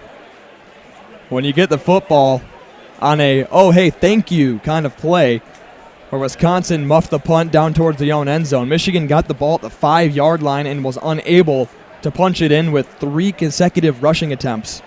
They lost yardage on that drive, and it allowed Jake Moody to put the ball through the uprights. And we look at the score, we say 13-10, but Jake Moody had to do his job to at least give the Wolverines the lead to this point. He did. He has been carrying this team so far. Cade has had some good plays, but the only time they were able to make any big gains was that trick play flea flicker. That's not sustainable. And Michigan, we saw how Wisconsin has a tendency to blow things out of proportion late in the game. We saw that last week. So it's certainly anyone's game, but not Michigan is much less comfortable than they were 5 minutes ago. We check out some halftime stats between Michigan and Wisconsin. Michigan is outgaining the Badgers 159-139. Pass yards, Michigan has 107. Wisconsin passed Michigan on that last drive. They now have 115. Rush yards, Michigan has 52, well over the allowed average on the season for Wisconsin for their rushing defense, which ranks first in the country at 23 rush yards a game. Michigan had 8 first downs, Wisconsin had 7, but they had 0 coming into the second quarter. Absolutely, and even the first drive of that second quarter, they kept it unable to make anything happen. But they just found the passing game. That is what I was saying all first quarters. Why are they running it? And what do you know? As soon as they pass it, they get 10 points on 2 straight drives, including one in under 20 seconds. Mertz, after a faulty game last week, especially in the fourth quarter against Notre Dame, is 8 for 14 for 115 yards and that touchdown with less than 10 seconds to go in the second quarter. So Graham Mertz, not a bad job in the first half, but he certainly looked a little shaky to begin the football game. Yeah, he looked shaky at the beginning, very similar to what we saw against Notre Dame. But he found his groove, and I think it became with him being less scared to take those hits. Even with Michigan blitzing tight, he continued to follow through on the throw and take the hits and not throw it out of bounds and get rid of it as we saw early in the game. And that's the plays where they saw big gains. We saw the first downs. We saw the touchdown even. Michigan had 1 or 2 rushers, second or 2 away from the quarterback. Ches Malusi, the starting running back for the Badgers, has 5 carries for 12 yards and a long carry of 3. And Braylon Allen entered the game. He had 3 attempts for 18 yards, and I think that's the big pick-me-up for Wisconsin on that touchdown drive. Yeah. The 9-yard scamper right up the middle of the Michigan defense that told Paul Chryst, hey, we can score on this drive, and they ended up doing so. Michigan might be going to the lockers with the lead, but I'd much rather be Wisconsin right now. They have all the momentum. The crowd is finally fired up for the first time. We saw the crowd booing Wisconsin, their own Not too team, long ago. like midway through the second quarter because they didn't like the play call. And I guess the coaches got the memo. They changed things up, and now they're down only by 3 points. Receiving-wise, Kendrick Pryor has 3 catches for 25 yards, but we highlight Chimray Decay, 2 receptions for 54 yards, both coming on that last possession for the Badgers, and he scored the touchdown, toe-tapping his way in for the first touchdown of the game for Wisconsin. Exactly, and that was in the back corner of the end zone by the pylon. You only need 1 foot in college, but he made sure to get both of them down for future film purposes. Tight coverage, and he still found real estate to haul that one in. We now flip the script and look at Michigan stats in the first half. Cade McNamara, a game-high 22 pass attempts. The previous was 16. That came last week. Incredible, considering it's only the first half in the books. You're telling me Cade McNamara coming into this game throws 44 passes? Yeah, I know. I don't believe it. 12 for 22, 107 yards. He has a touchdown pass. That was the flea flicker to Cornelius Johnson, but as you mentioned, it's not sustainable. He has had some struggles to this game. We've seen many plays where the receiver has had a step or 2 off his man, but the pass was just too conservative and unable to find anyone. This raises questions. Do we start to see maybe JJ come on in for a couple of downs? We haven't seen much of him this season. We saw him the first game against Western. We saw a couple of drives against Northern Illinois, but that was a blowout by then. I think it's a real question for Coach Harbaugh whether in a close game you go to your freshman quarterback, true freshman quarterback. Michigan rushing the football. Corum has 7 attempts for 25 yards. Haskins has 10 attempts for 24. Both of their longs are 7. The average for Corum is 3.6. The average for Haskins is 2.4. 2.7 yards a carry. We talked about Wisconsin's only allowing 1.01 yards per carry, Adam. You just can't run against this team, but Michigan found a little success, especially in the first quarter. Yeah, they did, and the way that happened is by mixing it up. If you rush on first down, it opens up pathways to throw on second and vice versa. When you throw on second down, it opens up pathways on the next first down to run it. And that's what we saw towards the end of the half, just Michigan unable to punch it in at the end there and left way too much time on the clock. 52 yards total rushing for the Wolverines. Now we look at receiving. Roman Wilson's had a good game so far, 4 receptions for 39 yards. Mikey Sainer still has 2 receptions for 15. They've looked for Cornelius Johnson quite a few times, 1 reception for 34 yards, but he has 6 targets, so only coming down with 1 of 6. Yeah, and it is something to keep an eye on because he has gotten open, but just either the passes haven't been there. On a handful of plays, the pass was there, but with just three men on him, getting a finger on it. But he has looked good in a way that the stat line is unable to recognize, I feel like. Michigan has had 1 turnover against Wisconsin. That was the muffed punt. But we look at the scoring drives, and that came back with 4:17 remaining on the clock in the first quarter. That was the only score of the first quarter. It was Cornelius Johnson's 34-yard flea flicker pitch and catch from Cade McNamara. That was a 7-play, 59-yard, 3-minute and 1 second, 7-0 scoring drive. Michigan then capitalized on a 26-yard field goal with 3:17 to go. In the second quarter, Wisconsin then struck back with the field goal of their own with Colin Larsh's 34. Michigan went straight back down the field, and with 27 seconds to go, they had a Jake Moody 47-yard field goal. Wisconsin then, of course, the late touchdown of 18 yards from Mertz to Decay as, well, it's Barry Alvarez Day. Yeah, and they're finally taking the field with Barry Alvarez before they officially name it Barry Alvarez Field at Camp Randall Stadium. He's Wisconsin royalty, and this is his kingdom. This is his castle, and his subjects clearly love him. All of about 80,000 on their feet in Madison, Wisconsin. Some splotchy spots of bleachers here and there for the Saturday afternoon. A 1 and 2 team. I am impressed at how quickly the student section filled out. When the game started, barely the bottom section was filled. Now we got pretty much every seat available and stuffed, and I have a feeling with this game being close, it being a tough opponent like Michigan, these fans are going to stay till the end of the game. So moving forward into the second half, Adam, especially on the Michigan end of things, what do they have to do better to capitalize on offensive drives. We're talking about the offensive side of the ball first. Yeah, they are doing good. It's tough because I like the play calling. I think this is a way to win, is mix things up, try some new stuff, try flea flickers. But at the end of the day, it comes down to execution. And your receiver's got to find space. Your quarterback has to place it. There's only so much Harbaugh and co. could do from the sidelines. So I would be reluctant to change the game plan too much because it doesn't seem to be broken yet. However, you don't want to become complacent. So I would almost wonder, do you try more screen passes? The very few shovel passes that have been attempted have worked this game. Opens up the run game more by keeping the front seven honest for the Badgers. And then maybe, I can't believe I'm saying this because last week I was saying the complete opposite, but maybe relying a little bit more on Corum.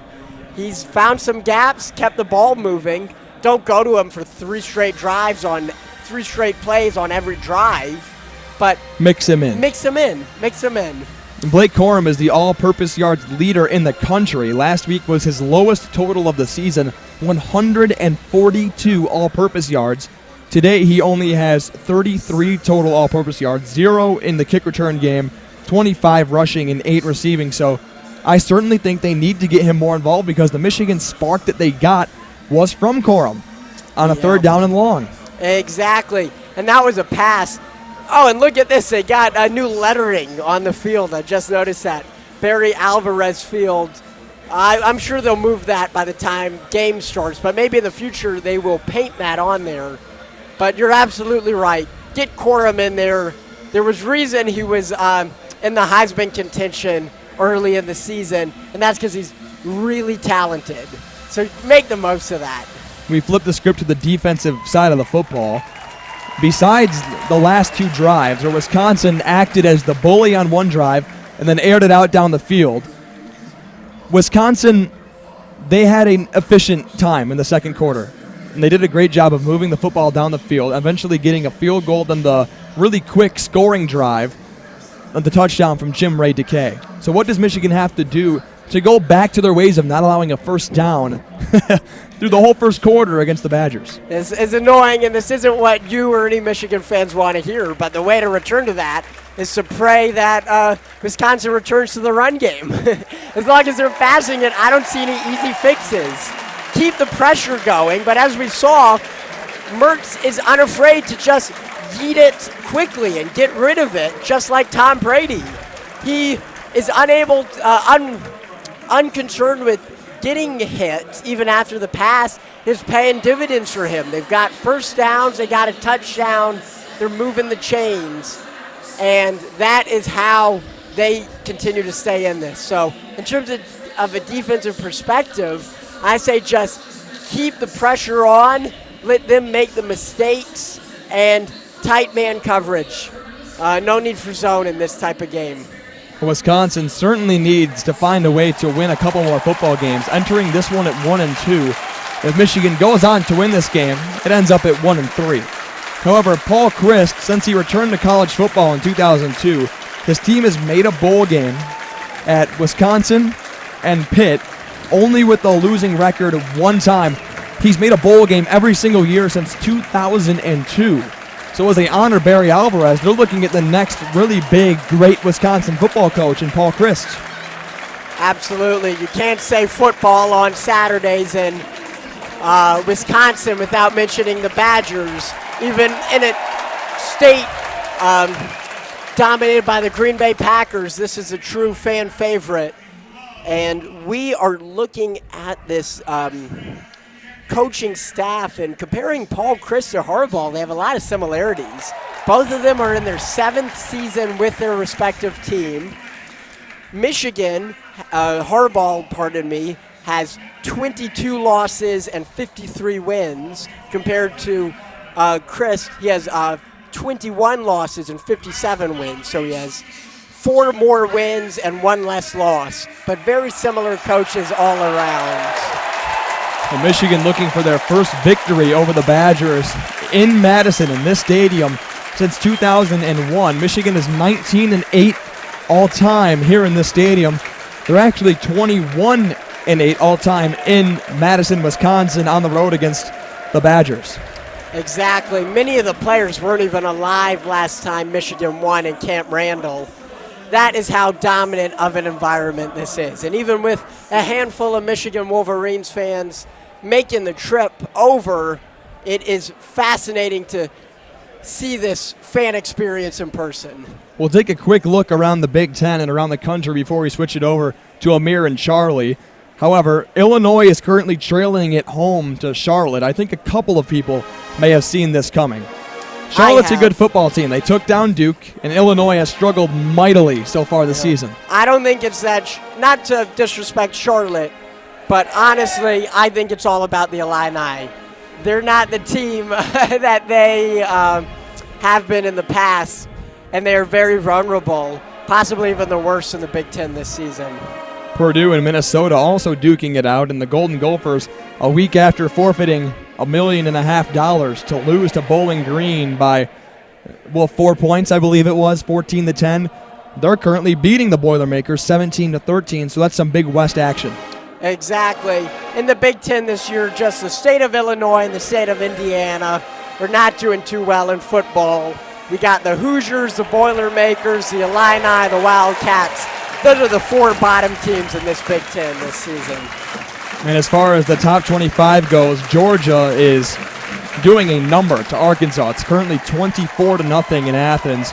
Louisville and Wake Forest are knotted up at 17 after Wake Forest had the early lead over the Cardinals. But looking forward again to today, Notre Dame against Cincinnati. And another almost top 10 matchup between Alabama and Ole Miss. Oklahoma travels to Kansas State, who they fell to last year. The Wildcats look to get 2 straight over the Sooners. Rutgers will host Ohio State. But another couple of games coming up in the Big Ten today. Michigan State hosts Western Kentucky. And I think this may be a bit of a closer game than people think. It might be. This Michigan State team just has a lot of question marks. Their record looks good, but I don't know how much of that is attributable to their opponents. They played Nebraska, and it took them overtime to beat them. So Western Kentucky is by no means a great opponent, but it might be able to reveal some weaknesses for when Michigan rolls in on the 30th. I think people are asking a lot of the same questions about Michigan State as they are Michigan. Is the schedule legit enough to put them in the ranking that they're currently at? Michigan at 14 and Michigan State at 17. But Nebraska-Northwestern is the only other game in the Big Ten today that we're really focusing on. We mentioned Indiana and Penn State, but Nebraska and Northwestern, you think that goes the Cornhuskers' way? Probably. Michigan fans will be keeping an eye on that. I know we will. We are covering that game, not me, but Amir and Charlie will be flying to Lincoln to cover that. And with that being said, we are going to turn this over to them. So thank you for tuning in to this broadcast from Zach Linfield and Adam Bressler. Always a pleasure to call with you. Looking forward to do it again. Maybe a couple more. Let's hope. We'll do a few more, maybe in Indianapolis too this season. Yeah, let's do that. Michigan leads at 13-10 over Wisconsin on a beautiful sunny afternoon now in Madison, Wisconsin. 2.5 minutes until kickoff in the second half. Thank you for listening, everybody.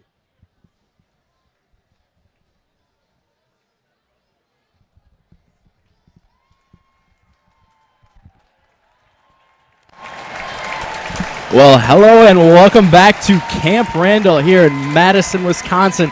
My name is Amir Bektash, and I'm joined by Charlie Brigham.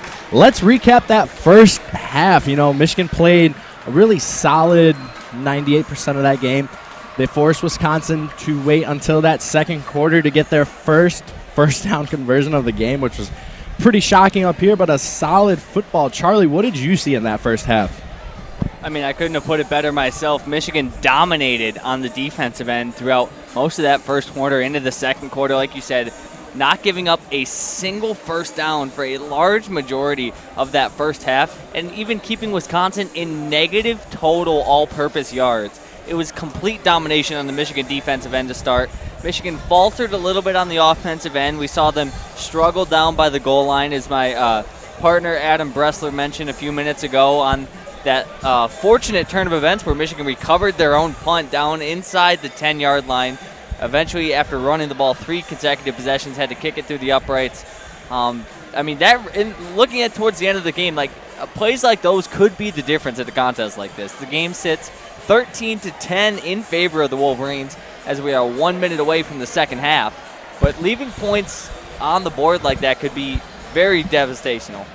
Yeah, it makes you wonder, this Gaddis and Harbaugh, they've been pretty aggressive with the play calling, which coming into a hostile environment like Camp Randall, where you haven't won in 20 years, is kind of exactly what you want, but you almost got to figure out, are you being too aggressive? And, that Swiv kip at the end of the half right there to put Wisconsin in manageable territory could change this game right now, because if you hit it deep and you pin Wisconsin in their own zone, do they just let the clock run out because they get the ball to start the second half? Now it's a 3-point game. Wisconsin gets the ball to start. This is a whole new ball game. Michigan's defense has been so solid throughout this game. Now is Graham Mertz a little bit more comfortable that he was able to get that first touchdown pass? I mean, yeah, absolutely. I couldn't agree more. And Wisconsin is in full possession of the momentum right now. Scoring right before the half. They get the ball to start the second half. That squib kick is another thing like those possessions down by the end zone that Michigan is unable to punch it into the end zone on. Those kinds of plays can really turn the tides in the long run. Yeah, in the first half, Cade McNamara was 12 for 22 with his passing for 117 yards and 1 touchdown pass. So here we are. Jake Moody punts it deep, and it is going to go out of the end zone as Wisconsin will get the ball to start. And Jake Moody hits the pylon right there. Smoked the pylon out of the back of the end zone. Jake Moody's leg never ceases to amaze me. I mean, looking at the flags right now blowing, the wind's kind of blowing back into our face up here, way up in the booth. But, I mean, at least he had a little bit of wind in his face. He's still able to kick it well out of the back of the end zone. We don't give out the name Money Moody for no reason. Exactly. So Wisconsin starts with the ball on their own 25. Got Graham Mertz in the shotgun. Malusi to his right. 13 left on the clock. Graham gets the ball. He's going to go deep, but he's pressured, and that ball is going to sail over. Looks like Aiden Hutchinson was pressuring Graham Mertz right there and not able to get the throw over. Pressure coming from both sides right there. Like you said, Aiden Hutchinson coming from the left side, David Ajabo coming from the right, applying the hit on the quarterback.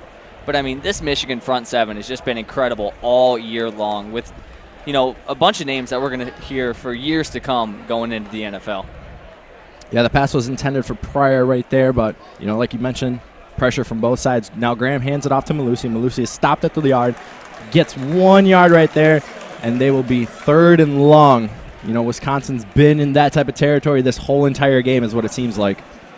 What a play there by Aiden Hutchinson. He tried to rush outside. His blocker did a good job of just keeping him, containing him out because they were running between the tackles, but then last second turns his body, throws his hands down, and dives at the ground and just catches the ankles of Malusi to make that tackle.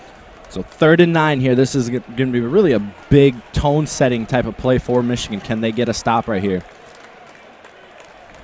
Unusual formation from Wisconsin right now. They got 2 wide receivers to the left and then 2 to the right. Mertz got the ball. Mertz is looking to go deep, but he's pressured. And it looks like it's going to be Josh Ross and Aiden Hutchinson and Dax Hill all on the play right there. Josh Ross was, kind of doubtful coming in this game. There was the injury, but after the sack there, Josh Ross looking happy and healthy down there on the field. Graham Mertz is very slow to get up as medical personnel are there to attend to him. There was a flag on the play, but it was against Wisconsin, and Michigan declines, and Michigan forces a 3-and-out to start this second half. Josh Ross applied the hit there. Aiden Hutchinson, though, also applying pressure. I think the flag might be on the hold on Hutchinson. It was pretty clear from up here in the booth. The referees obviously have a much better view than we do. I mean, when you got Aiden Hutchinson running at you, you got to double and triple team him, and sometimes you got to do illegal stuff like hold him and hope the referees don't see it. Just for your quarterback's own safety, Aiden Hutchinson with a full head of speed running towards your quarterback is never a good sign. But as Graham Mertz is still on the ground, but he is sitting up now. He was laying down for quite a bit of time.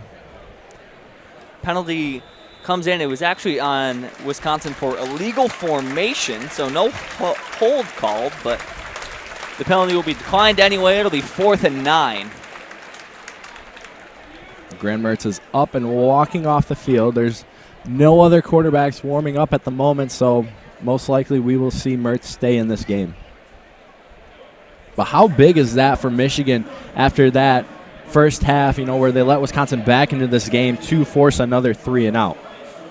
I mean, as I mentioned right before we got underway, Wisconsin had all of the momentum coming into the second half. They got that muffed kick, and then they went right down, scored with 26 seconds left on the clock. They got the ball to start the second half. It looked like Wisconsin had a real opportunity to put all the pressure on Michigan, and then the defense comes out and just provides great support to their offense. Yeah, now Michigan gets the ball back with their offense, and, we were talking about it in the first half about, Cade McNamara, he's hitting his targets perfectly. It's just the wide receivers aren't able to corral that pass and bring it in. But, the second half now, it's going to be a little bit like we mentioned multiple times now, it's going to be a different game. And we're really waiting for that big thunder or lightning type of run from these two running backs that Michigan has. It seems like Hassan Haskins has been the number one running back today. Corum had a few potential opportunities to roll off this tackle, but this Wisconsin defense, the number one rushing defense in the country, has done their job stopping this rushing attack by Michigan, which has opened up the passing game for the Wolverines. Little update on the Graham Mertz situation. It looks like he's gone into the training tent, and right now the backup quarterback, the junior Chase Wolf, is starting to warm up on the sideline, so we'll keep you updated on that, give you as much information as we can as soon as we get it. Still a pause in play, not too sure what is going on. Media timeout. Most likely a media timeout. They don't have the helpful timeout ticker like we do at the Big House. They got the guy in the red shirt at the 15-yard line, the media guy, to let us know when we are good to play. But when we return, it will be 4th down. A long 4th down. Looks like it's going to be 4th and 19. 4th and 18. Ball on Wisconsin 17-yard line. A.J. Henning will be deep for the Wolverines. Andy Vunovich, the punter, back situated at the 3-yard line.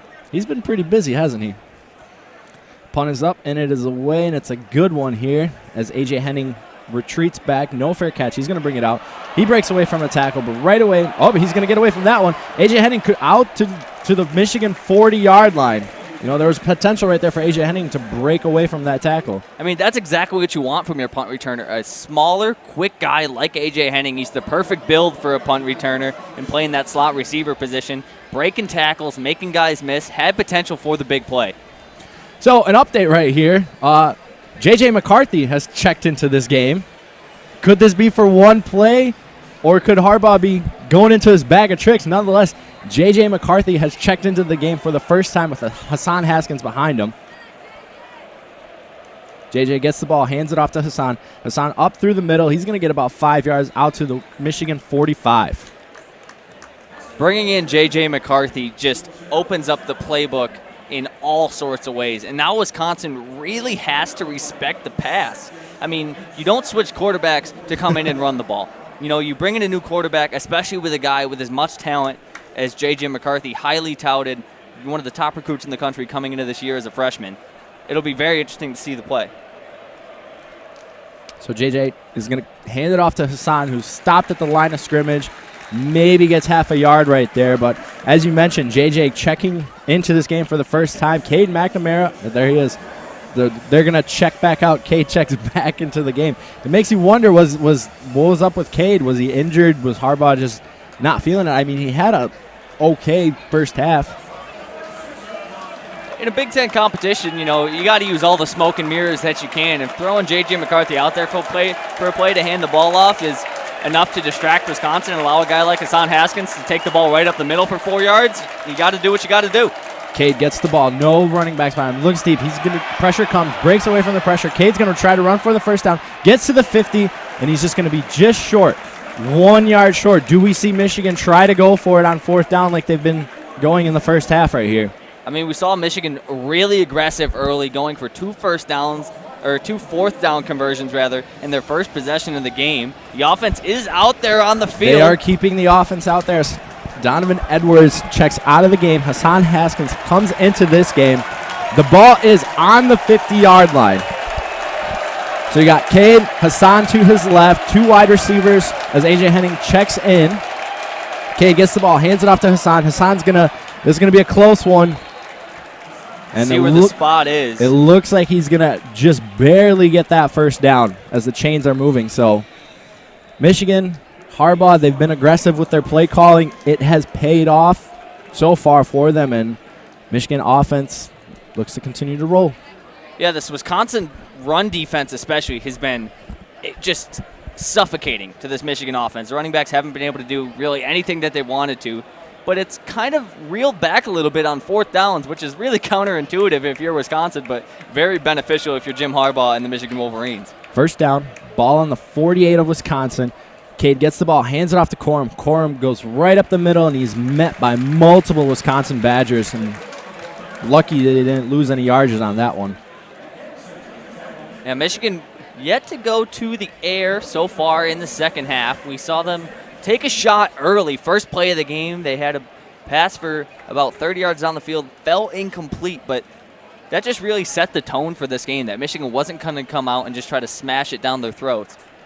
So 2nd and 10 for the Wolverines. 3 wide receivers to the left, 1 to the near side. Cade gets the ball, looks for Corum, and he just throws it behind him. Kind of looks like Corum was not expecting that pass as pressure came early to Cade, and he's going to have a 3rd and long. Corum running a bit of a wheel route there out of the backfield towards this near side. McNamara looking for an out route, just miscommunication there. So as you said, Amir, it's going to be 3rd and 10, ball on the 48-yard line. Yeah, they haven't really moved the ball on this one. So 3rd and 10. You're going to have Cade. Corum is the running back. 2 wide receivers to the top, 1 on the near side. Cade gets the ball. He's going to look around.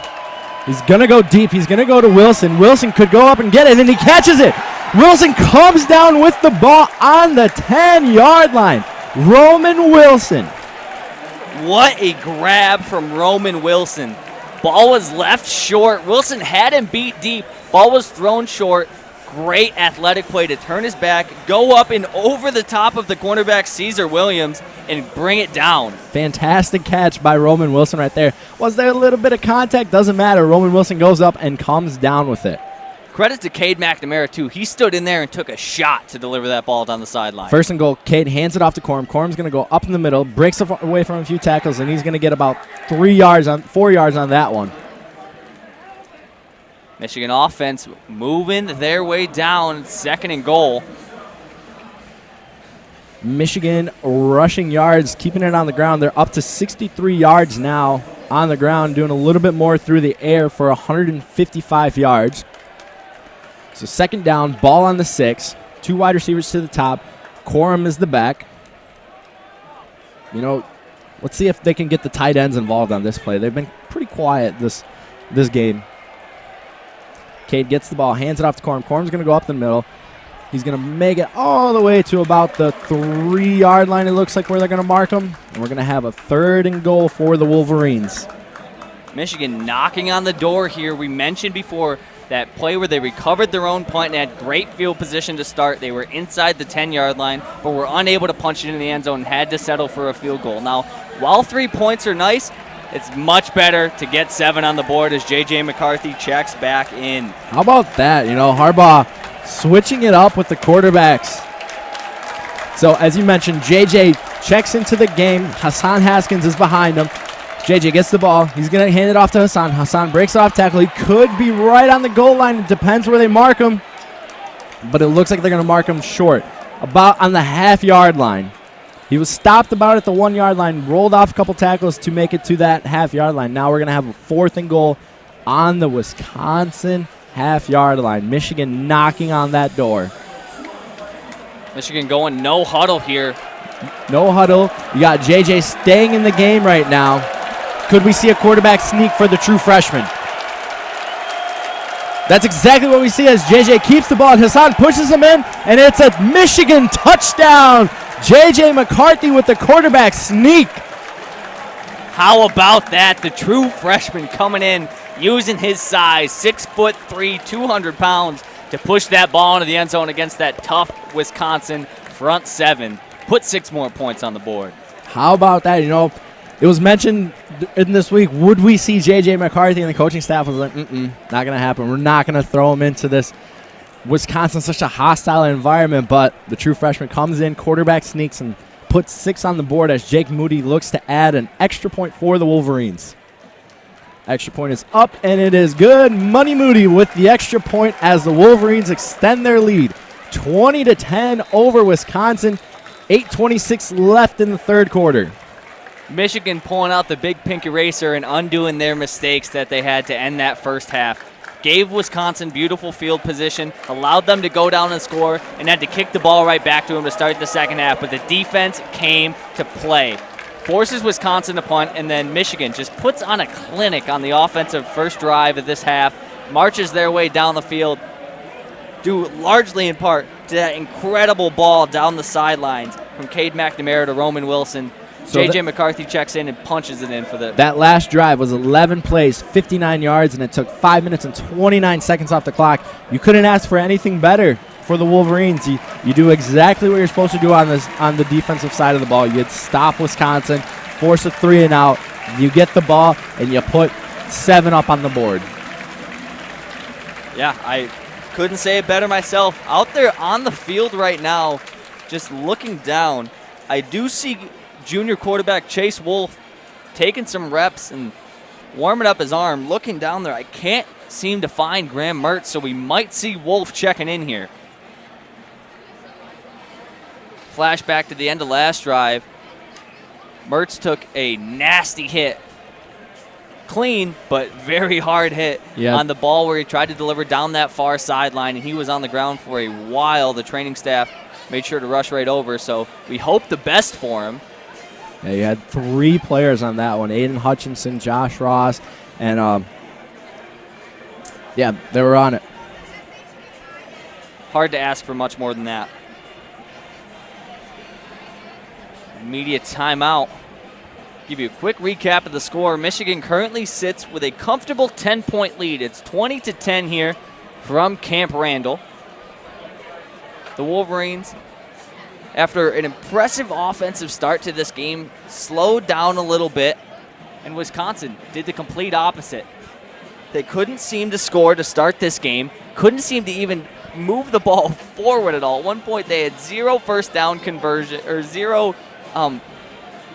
first downs, and 0 total positive yards. They were really struggling on the offensive end. Now sitting at 131 total yards, which is a little lackluster, but still respectable. And now the first down's up to 7 total. They've started moving the ball. They've started opening up the playbook.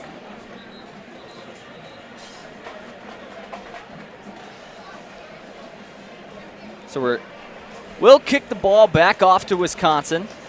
So it'll be Jake Moody stepping back out there. Money Moody, can he hit the other pylon this time is the real question. Yeah, aiming for that left side this time. You know, Jake Moody, he's been really solid for the Wolverines this year, doing his job. Yeah, you can't really ask for much more out of Jake Moody if you're a Michigan fan. He's done everything that he's needed to and more. And he'll set up on that left hash.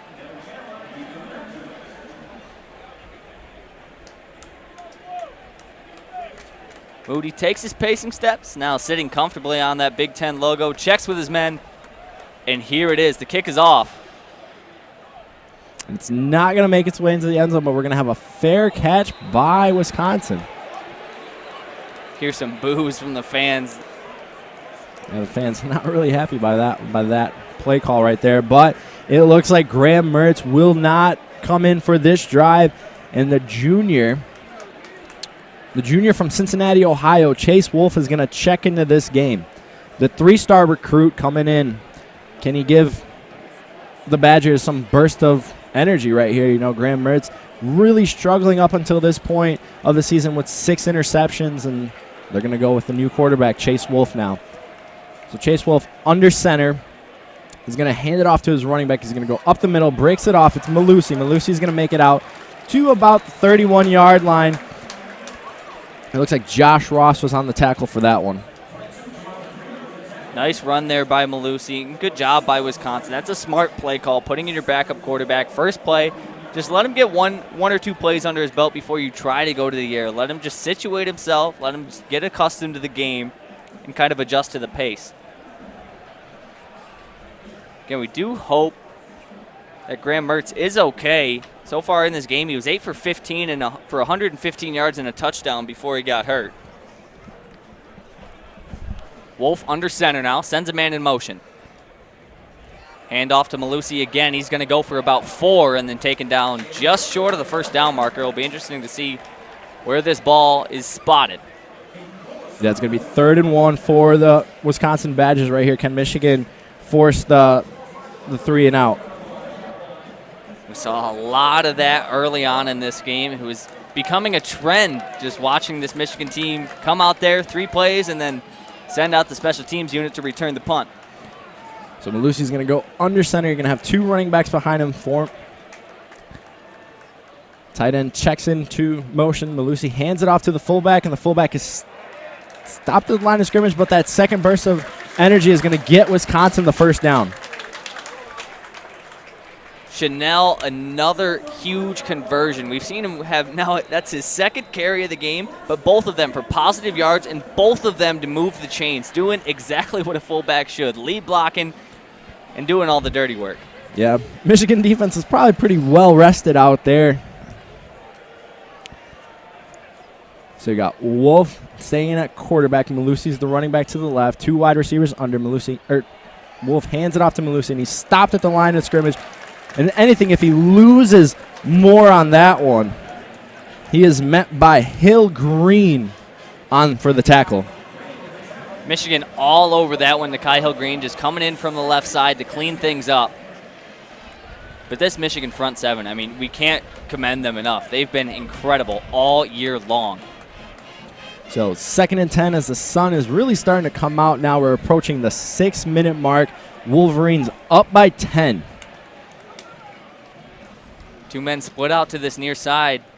Wolf gets the ball, hands it off to Malusi. Malusi's going to get about 4.5 yards on that one. Make it 3rd down and 5 for these Wisconsin Badgers. Wisconsin, a very run-heavy team to start, and especially with a backup quarterback in the game, it just becomes less and less likely that they're going to try to go to the air. But, you know, looking back at that first half, that's really where they found most of their success. Going to the air is really what allowed them to start moving the ball and actually putting some numbers on the board. So now Berger's the back. You got 2 wide receivers to the top. Ferguson checks in as Michigan shows the blitz and gets to the quarterback, but gets it away, and Wisconsin's going to get the first down right there.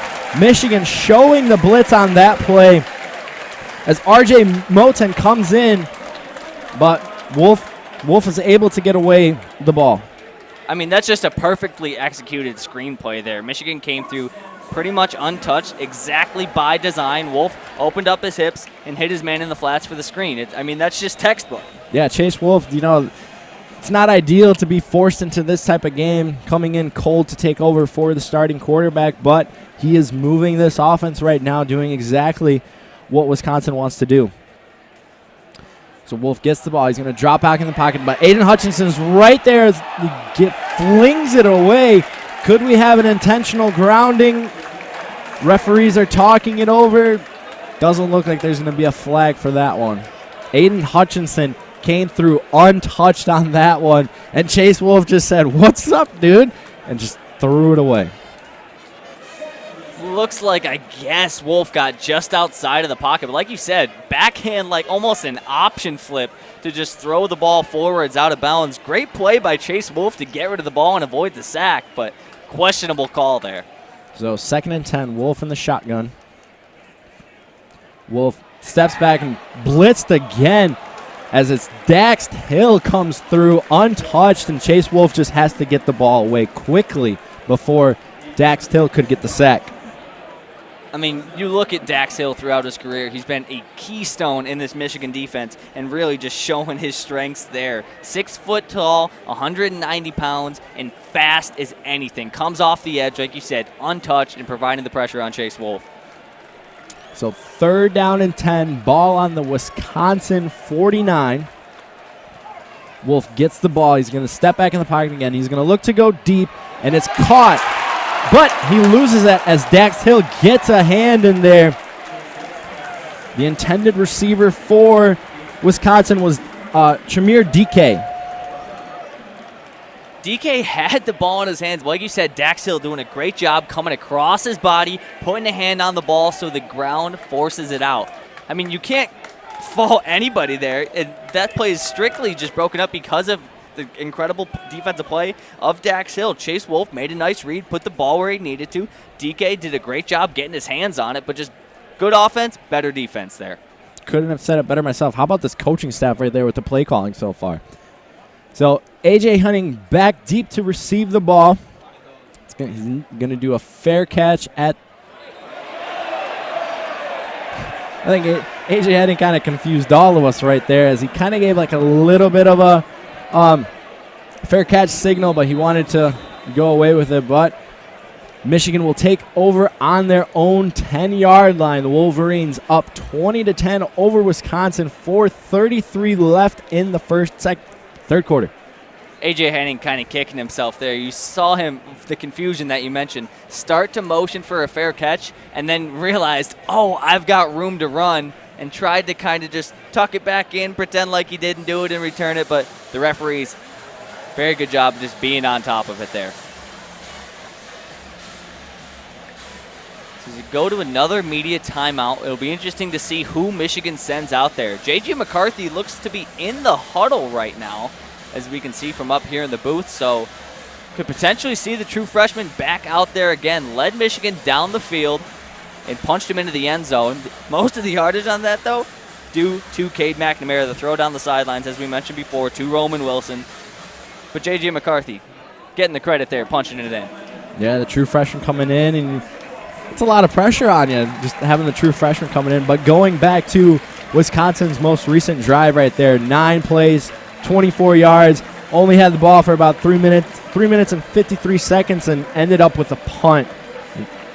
They were 1 for 4 on passing for 9 yards. They were a little bit successful on the ground for 15 yards, but Michigan defense holding strong.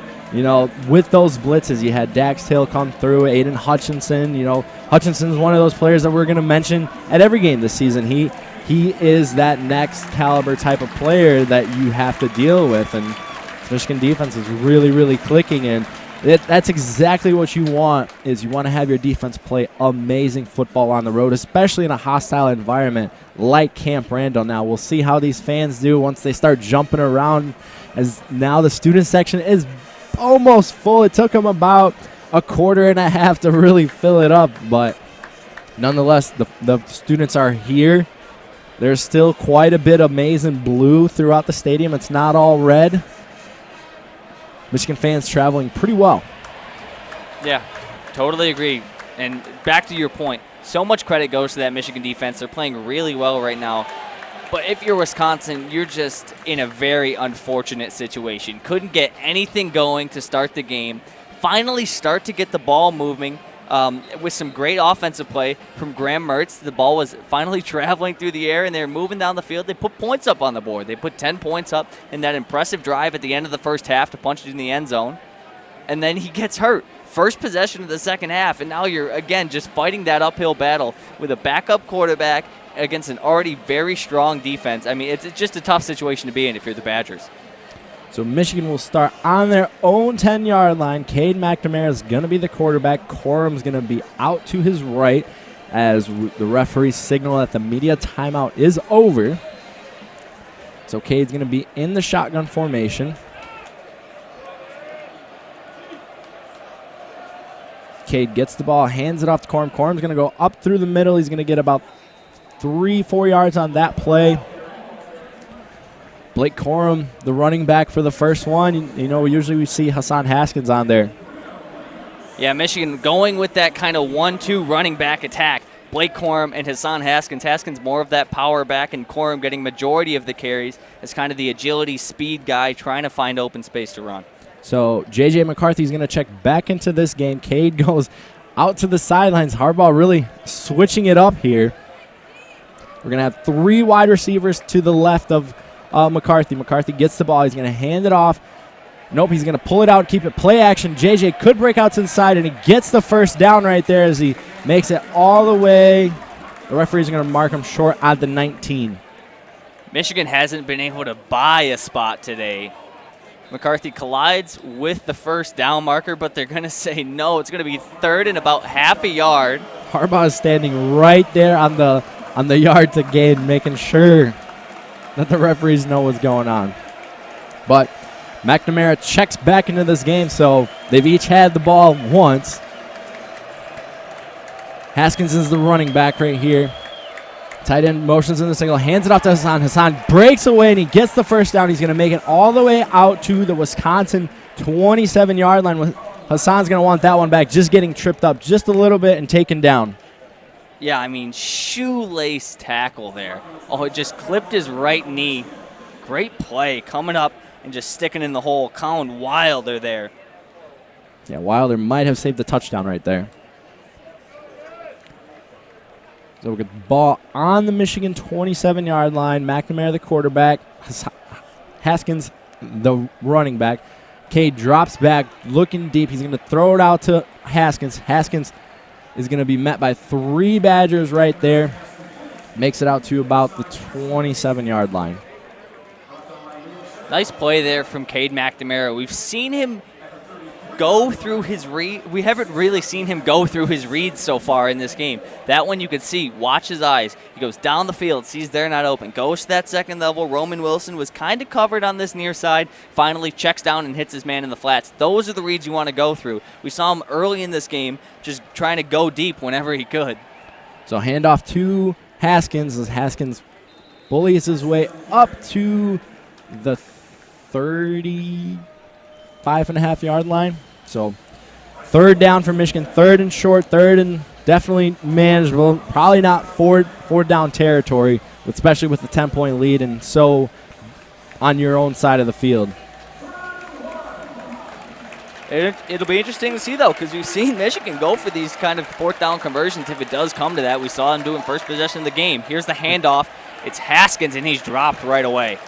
Yeah, Wisconsin Badgers right there. Michigan trying to get the tempo going right there, but 3 Badgers are there, and Michigan right now, it looks like they're going to send out the punt unit.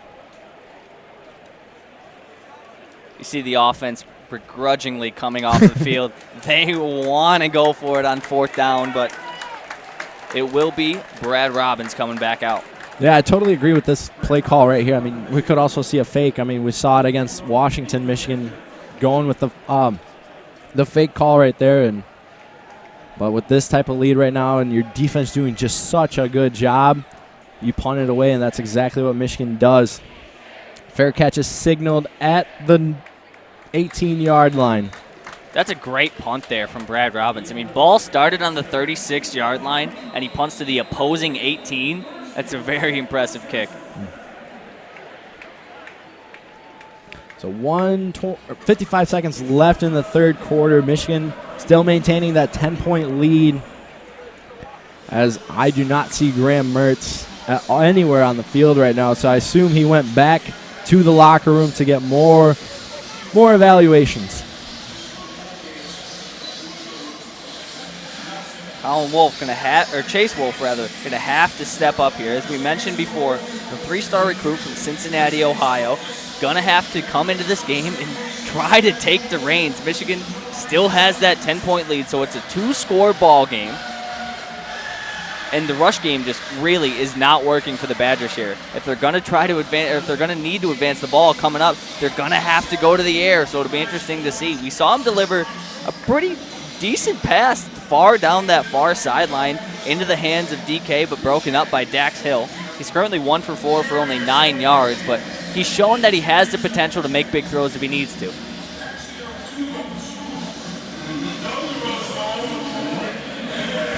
So that last drive for the Wolverines was only 6 plays for a total of 26 yards. So Wisconsin doing their job to stop the Wolverines after that perfect first possession of the second half. Both teams still in their huddles. If you're Michigan right now, you're just saying keep your foot on the gas. Don't let up. Just go into this Wisconsin team, especially with this backup quarterback. Just go into them as hard as you can. Aiden Hutchinson is having a field day right now.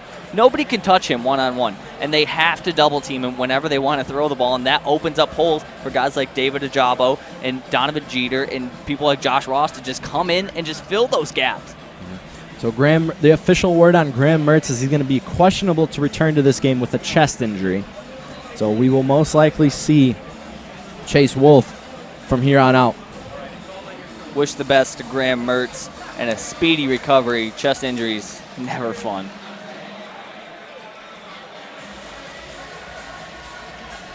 And here we go. Michigan was able to never let this crowd really get into this game, and that's huge on the road. Especially in a historically difficult place to play like Camp Randall. So Wisconsin will start out on their own 19. Wolf is going to go under center. Hands it off to, breaks it away from the right here. He's going to make it out to the 31-yard line. Wisconsin gets a first down right there on their first play. Kendrick Pryor on the jet sweep, just showing off the wheels. First time we've really seen Wisconsin run the ball to the outside like that. They're more of just a power run team. Just keep it between the tackles and 4 yards in a cloud of dust. So first down and 10, ball on the Michigan 32-yard line. Wolf is going to line up in the shotgun, 2 wide receivers to the top. He's going to drop back in the pocket, good pocket pressing. He's going to break away for the ball. He just trips up and is tackled by Josh Ross at the 42-yard line. Wolf almost got away with that one. Yeah, nice job by Chase Wolf using his athleticism to his advantage here. He saw the pocket collapsing, but there was a hole opening up on that left side, tucks it and runs. But if you're him, you have to be careful. There, I would go for the slide. If you start going down and try to dive and you got a dude like Josh Ross coming at you, like, that's not good news.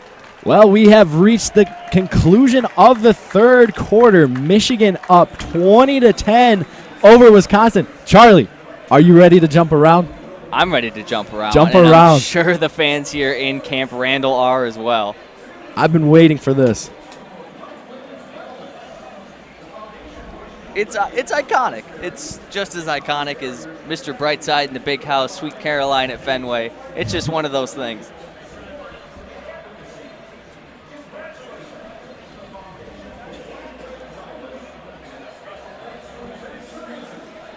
It'll be 2nd and 5 when we do resume play in the fourth quarter.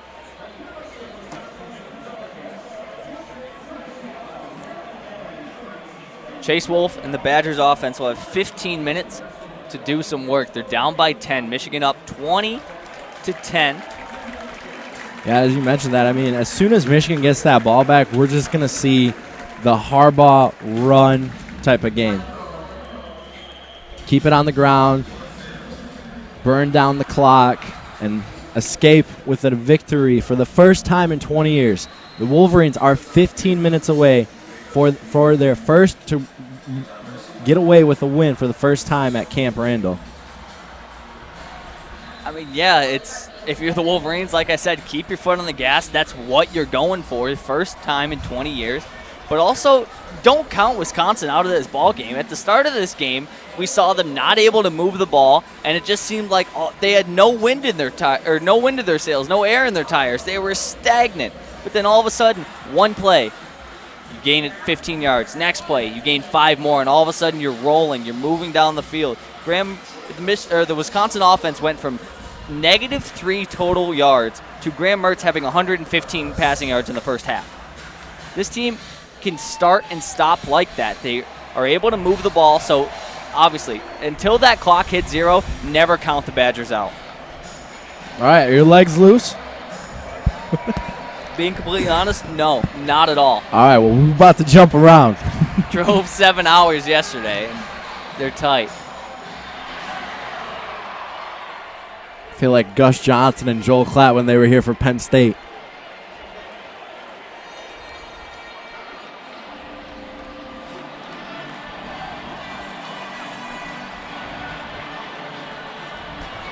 I'm excited. I'm honestly really excited to see this in person.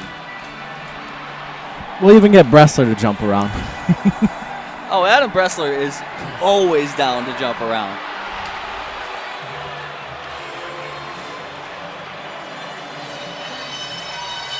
We won't provide any commentary during this. We're just going to let the mics go and let Camp Randall do its thing.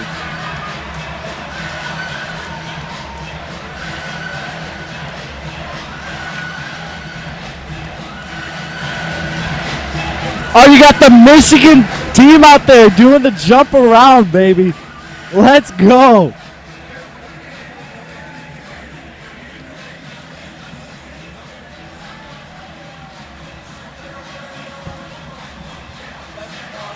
That is hype, dude.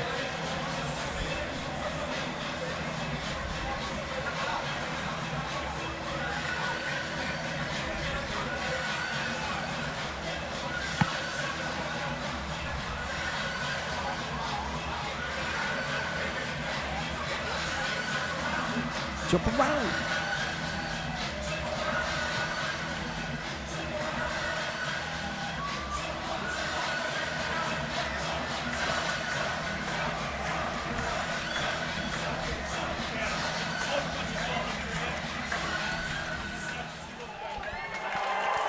That was electric. Well, welcome back.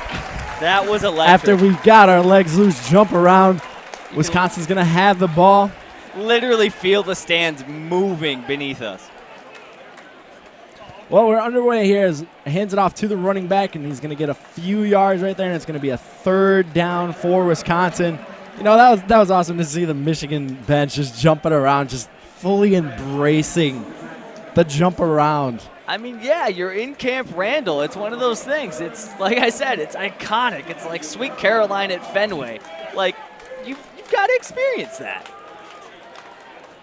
So big 3rd down play right here for Wisconsin. They need to convert right here if they want to have any chance of making this a game, because if Michigan gets the ball, they're going to bleed the clock. Wisconsin only 3 for 11 on 3rd down conversions today. So Wolf gets the ball, drops back in the pocket, pressured right there. He's going to lose a fumble, and it's fumbled by Michigan. Michigan forces a turnover right there. And Hilton is going to come up with the ball. The Michigan defense comes up huge right there to force the turnover. Jump around, baby. From this angle, I didn't even see anybody touch the ball. I saw Aiden Hutchinson come wide off the outside. And the ball hits the ground. David Ajabo forcing the fumble. And Michigan, after jumping around, gets right back out there and puts the offense on the field. David Ajabo and Aiden Hutchinson coming on pressure from both sides of the right there, and Chris Hilton comes away with the turnover. Cade McNamara will be the quarterback. Michigan is going to take over in plus territory on Wisconsin's 38-yard line. If I'm Michigan right now, I take a shot. You've got all the momentum. Why not? You've got good field position. Ball's on the 35. You've got Cornelius Johnson Jr. Oh, here we go. A.J. Henning comes away with the wheel route. Can he break out to the outside? He's going to get stopped, and he's actually going to lose yardage right there. Michigan trying to get creative right there, but Wisconsin was ready for that. I would agree with you. I wish they would have gone to Cornelius Johnson right there. He was one-on-one with his defender on the near side, looked to go deep, but Michigan tries to get fancy right there, and they will be behind the chains for the 2nd down. I mean, worst case scenario, if you try to throw the ball towards the end zone, it falls incomplete, and then you're just back 2nd and 10 with no momentum change. But you convert on that. That's I don't know. Maybe they'll do it right here. I don't like that play call. So Cade McNamara in, Haskins to his right. Cade pressured quickly, breaks away from the tackle, and he's going to throw it out to Roman Wilson. Roman Wilson catches it, but there's going to be a flag on the play right there. We'll see what the call is in a second. Great play there from Cade McNamara to avoid the sack and give himself some space to deliver that ball. So it looks like the call is going to be illegal touching. Yeah, Roman Wilson ran out of bounds and then came back in to catch that pass. So Nice play by Cade McNamara to avoid the sack, but yeah, that one's going back. Yeah, now they're really behind the chains on this one. It'll be 3rd and 11. So now do you expect him to go back to the air or keep it on the ground? I mean, I think you got to go to the air here. Well, when you have only Cade McNamara in the pocket by himself, 3 wide receivers to the top, 2 on the near side. Cade gets the ball, drops back in the pocket. He's going to throw it out to Roman Wilson just to make up some yardage right there to give Moody the opportunity to hit that field goal. 3rd and 11, you go empty, 3 on the wide side, and you throw a 5-yard out, if that, 5-yard hitch route. And now you're going to bring Jake Moody out to kick from, I guess now the 30. This one going to be about a 46-yarder, 47. So a comfortable gain to get Moody within range, but... Yeah, 48-yard field goal attempt by Jake Moody right here. Perfect snap, kick is up, and it is good. Money Moody strikes again as he extends the Michigan lead to 13 as we have reached the 12-minute and 21 seconds remaining in the fourth quarter. Michigan forcing the fumble right there, comes away with only a field goal, but the way this defense is clicking, I think they'll take it. But you don't want to give too much time up to Wisconsin, especially at Camp Randall. Yeah, Michigan just, again, unable to convert after the defense delivers for them. We saw them earlier recover a punt inside their own 10-yard line, had to settle for a field goal. There, they force a fumble, recover it. They have great field position to start, and again, have to settle for a field goal. You know, obviously they're well out in front here. They've got that 13-point lead, some room to work with. But further into the season, further into this Big Ten schedule, in very competitive games against very good teams like the Ohio States of, you know, your conference, you need to capitalize on those possessions. You mentioned the schedule. It doesn't get any easier for the Wolverines as they will head to Lincoln, Nebraska next week. Regardless of how good or bad you think Lincoln, Nebraska is and what Scott Frost is doing, they will be ready. They will be prepared. It is a road game under the lights. They will be ready. And then Michigan will have a bye week before they return back to the big house, which will feel kind of weird because like they had a month off is what it will feel like, to take on Nebraska. And then you face that team up the road, Michigan State and Mel Tucker's team. He's really got that team clicking this year. Could potentially be 2 undefeated teams playing each other at Spartan Stadium Halloween weekend. Yeah, that's going to be electric. Michigan at Michigan State, Halloween weekend. I mean, that's the stuff dreams are made of if you're a Michigan sports fan. And if both teams are undefeated, you couldn't ask for anything better. I mean, you want good football in the Big Ten, and I mean, you can look at Iowa, what Iowa's doing, and they absolutely destroyed Maryland last night, and next weekend they take on Penn State, which will be a top 5 matchup, and we'll really see what is Penn State made out of. And the Wolverines will make their trip to Penn State on November 13th. Nice little trip to Happy Valley before returning or going on the road to Maryland, and then they close it out at home, the game, Ohio State. Yeah, I mean, if anyone has been watching college football this year and still doesn't think that Iowa is a powerhouse, legit, very good football team, I don't know if we've been watching the same football games. I mean, after that just beat down on Maryland last night, as you mentioned, 2 undefeated teams going into that game, and Iowa just beat the brakes off of them. Yeah, Iowa can definitely make their presence known on the national level. We've come accustomed to knowing that Iowa is a good football team. They know how to play football over there. So as we return to the game, Michigan up by 13, 12-21 left. The Wolverines are going to kick it off. It's going to be Moody.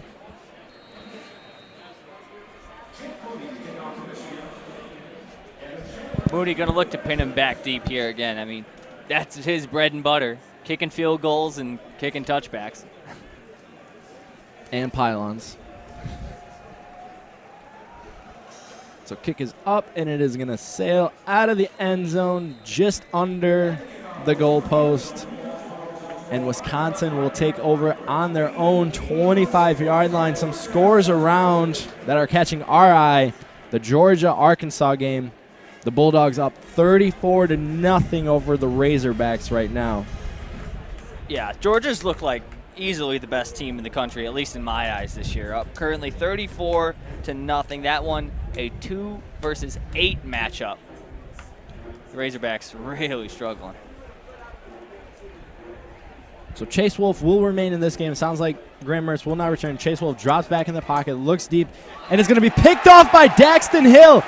Daxton Hill right there. Perfect timing. Ball came right to him. He's like, thank you very much. And Michigan's offense is going to go right back onto the field. This defense, they are electric and fun to watch. Daxton Hill coming up with the interception right there. I mean, yeah, that, like you said, that ball was thrown right to him. Intended for Danny Davis III. He was running about a 10, 15-yard out route. Hill reads that perfectly, jumps in front of it, just right into his hands. I mean, that's an easy interception, especially for a guy like Dax Hill. As Wisconsin fans are heading for the exits, kind of surprising right there, but and the Go Blue chants are taking over. McNamara hands it off to Haskins, and Haskins is going to get a yard on that play right there.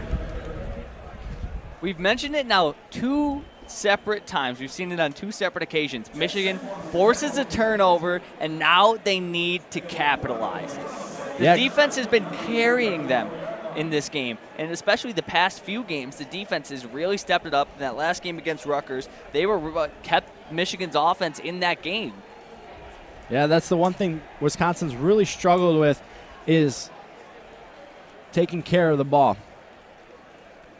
As Michigan will take second down, Cade drops back into the pocket. McNamara is going to look deep. He's going to go for Eric All. Eric All comes up with the ball and steps out of bounds as All comes up with a nice little catch right there.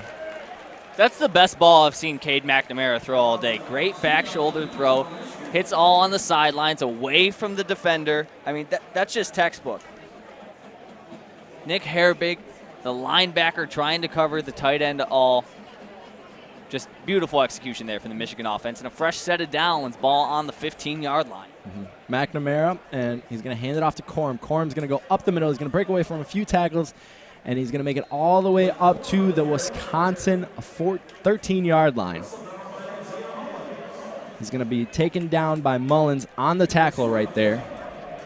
The junior from Columbus, Ohio, 6'4", 297. As J.J. McCarthy checks back into this game. I kind of like how Harbaugh's shaking up the quarterback rotation. You know, we do know that J.J. McCarthy is the future of this program. Get him that little bit of experience. You have a nice cushion. If Michigan can pound it in right here, you get a way more comfortable. But Corum is the back behind him, and Harbaugh did not like what he saw, so he is going to use one of his timeouts at the 10:23 mark. Michigan up by 13 in Wisconsin. Yeah, Honigford and Roman Wilson just couldn't seem to get straight who was supposed to be on the line and who was supposed to be off. They both kept moving back, then one would move up, and then the other would follow suit. So Harbaugh making the right call there, calling the timeout. How about Jim Harbaugh? There was a lot of talk this offseason with his extension. Should Michigan look to go elsewhere? And then Harbaugh does a shakeup, brings in a very, very young coaching staff. And, you know, you go to these press conferences and there's a different feel around the program. Harbaugh is more relaxed. There's more energy. The one quote that I liked was by Coach Mike McDonald, the defensive coordinator for Michigan, coming over from Baltimore. One of the news people asked him, how do you feel about your players celebrating? He said, heck yeah, I want them to celebrate. They bust their butt all season long in the offseason, in the weight room. It's not easy to make those plays. So when you do, I want you to celebrate for a few seconds. But after that, you get back into this, and we go back to our game plan. So there is a different momentum around these Wolverines. And if they are able to get their first win at Camp Randall, a solid road victory, first win in 20 years, first time they'll be 5-0 since 2016. These Wolverines are looking pretty good. Yeah, I completely agree with you. You know, coming into this contest, Wisconsin has a record of under 500. They've only played 3 games. But as Zach Linfield said earlier, Wisconsin might be the best under 500 team in the country. They had 2 tough losses, one to Penn State at Penn State.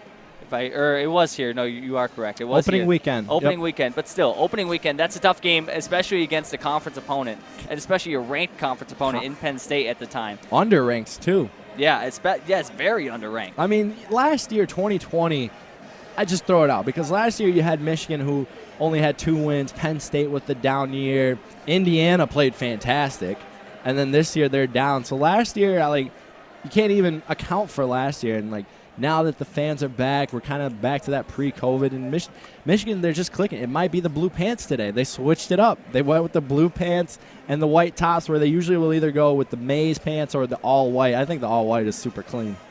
I'm liking the blue pants today. I know. It must be working. We're winning at Camp Randall. Or the Wolverines are winning at Camp Randall. So up here in the booth, I got my navy blue pants and my white shirt. I just missing my maize helmet. My winged helmet. There and grab a winged helmet. Media timeout. Wrapping up, so the offense will go back to work. It'll be 2nd and 8 when the offense checks back in. The ball on the 13-yard line. And it's going to be J.J. McCarthy.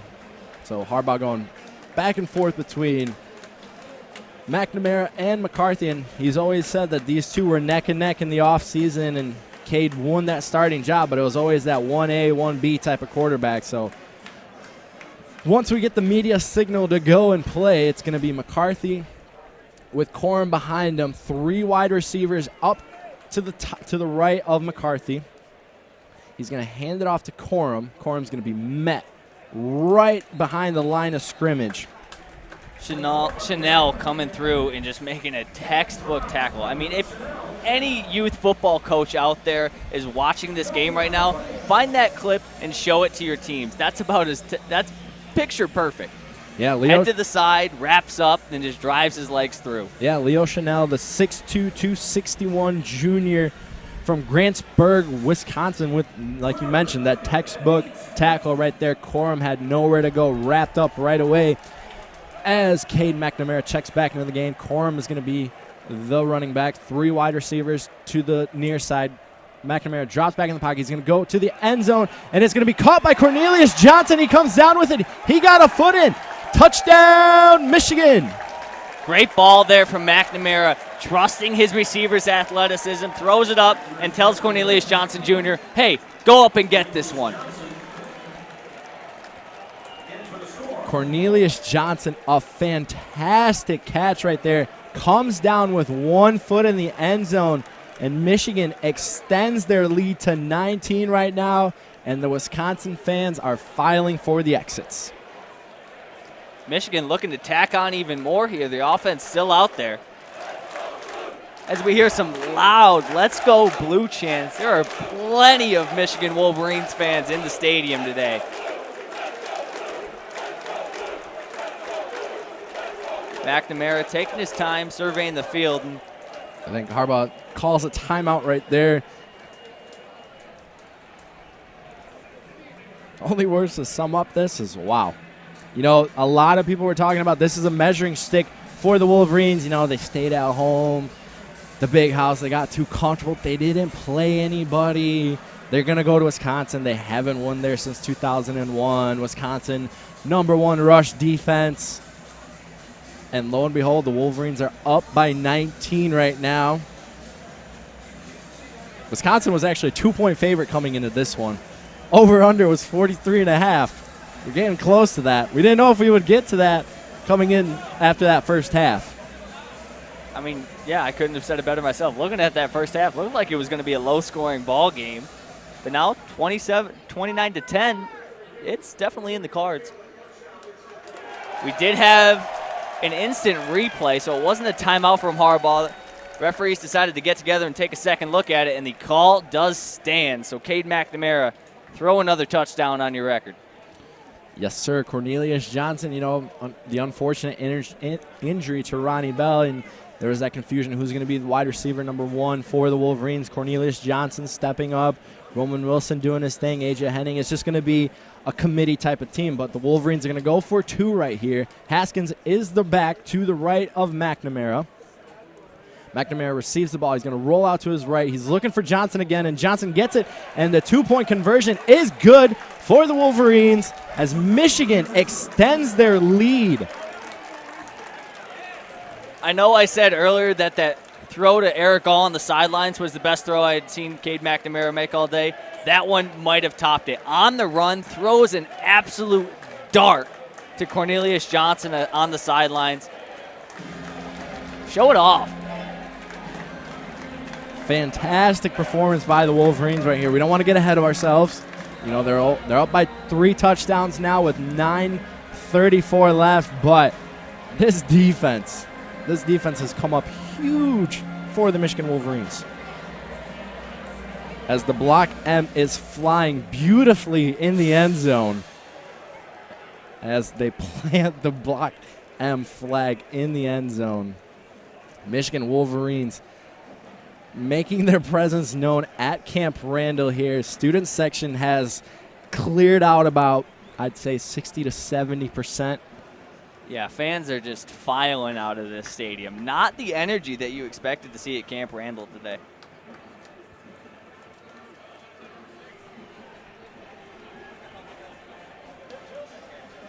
Media timeout still underway. Wisconsin has some work to do. Last possession lasted 1 play.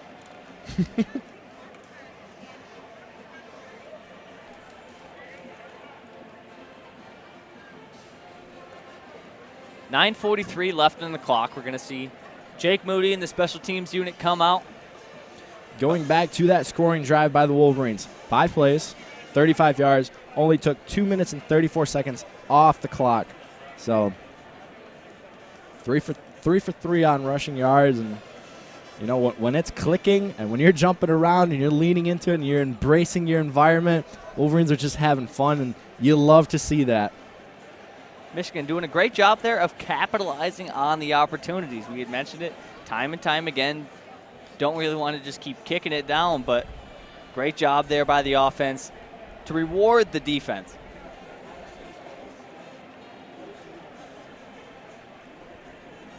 I mean, I guess we can't say it enough. This Michigan defense has been incredible all day long.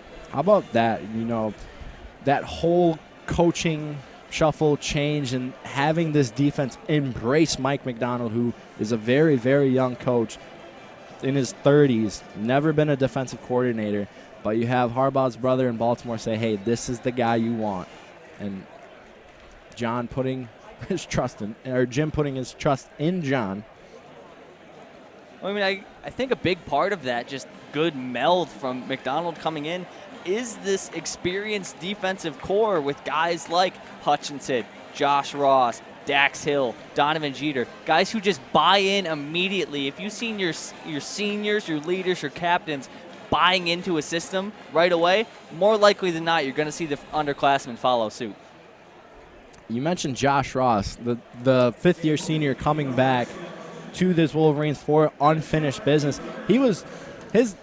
Missing him last weekend in that second half was really felt against Rutgers. As Moody sends it away, and it looks like it's going to head out of the end zone, maybe through the upright, and the field goal just wide left. It's just got to be a game for him. Like, if his coaches tell him to kick it out of the back of the end zone, like, I feel like he's just aiming for the middle. Against the wind, too. Against the wind. It'll be 1st and 10 for the Wisconsin Badgers. Got Rutgers on the mind as we were just talking about Josh Ross. You're still trying to recover from last weekend Seriously, and Rutgers. And, you know, you got to give credit to Greg Schiano. They made changes in that second half that really threw the Wolverines off as Chase Wolf goes under center here. He's going to hand it off to Pryor, and Pryor's going to get a couple right there. Great tackle there by Nakai Hill-Green, just scraping across the line of scrimmage, moving laterally from that linebacker position to make the nice play out in space. Michigan recognizing the play they had seen before. Wisconsin had a nice gain on it last time they tried to run outside the tackles on that sort of jet sweep. Michigan not fooled that time. So 2nd and 6 for the Badgers. Wolf gets the ball. He's going to throw it deep. It's going to be deflected at the line of scrimmage, and it hits the ground, intended for Ferguson. That one's scary for a minute. That ball sat in the air for just a little too long than the Wisconsin Badgers would have liked. But it falls harmlessly to the turf, so it'll be 3rd down and 6. Chase Wolf looking to the sidelines, looking for his play call here. Michigan looking to force another 3 and out. This game, obviously, heavily in favor of the Michigan Wolverines right now. They're up 3 scores, but with 8:56 left on the clock, nothing is out of the cards here. Wolf in the shotgun, 2 wide receivers to his left, drops back in the pocket. He's going to look to go deep, but he's pressured by Aiden Hutchinson, who gets a hand on him right there, and he's met by multiple Wolverines. Aiden Hutchinson right there getting a hand on Chase Wolf, and his support staff comes to take care of unfinished business. Ajabo finally delivering the killing blow, taking down Chase Wolf, but you got to give Aiden Hutchinson the assist there. Was first on his man, had him wrapped up, just holding on to his legs, not allowing him to get anywhere and escape. And another 3 and out for the Wisconsin Badgers. 3 and out. A.J. Henning is going to be deep in his own zone at about the 28-yard line. 8:15 left in the 4th quarter here. Michigan up by 3 scores. Almost blocked. Very, very close right there by DJ Turner. Great pressure off the edge there. It'll be Michigan ball on what looks like the 33 as we hear it come over the PA. So now it looks like we'll see which quarterback they want to keep, but J.J. McCarthy is in the huddle for the Wolverines right there. McNamara just has his helmet just kind of resting on top of his head. If you are Coach Harbaugh, you know, they've kind of been just filtering J.J. McCarthy in for a few plays here, a few plays there.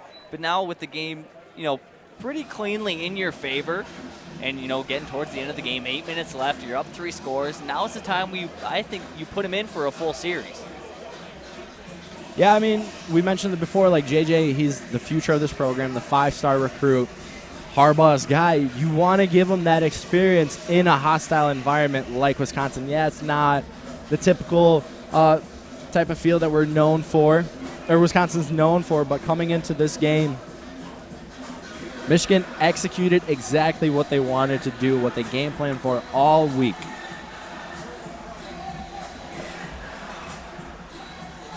See Coach talking to J.J. McCarthy over there on the sidelines. See, more likely than not, we'll see McCarthy come out onto the field.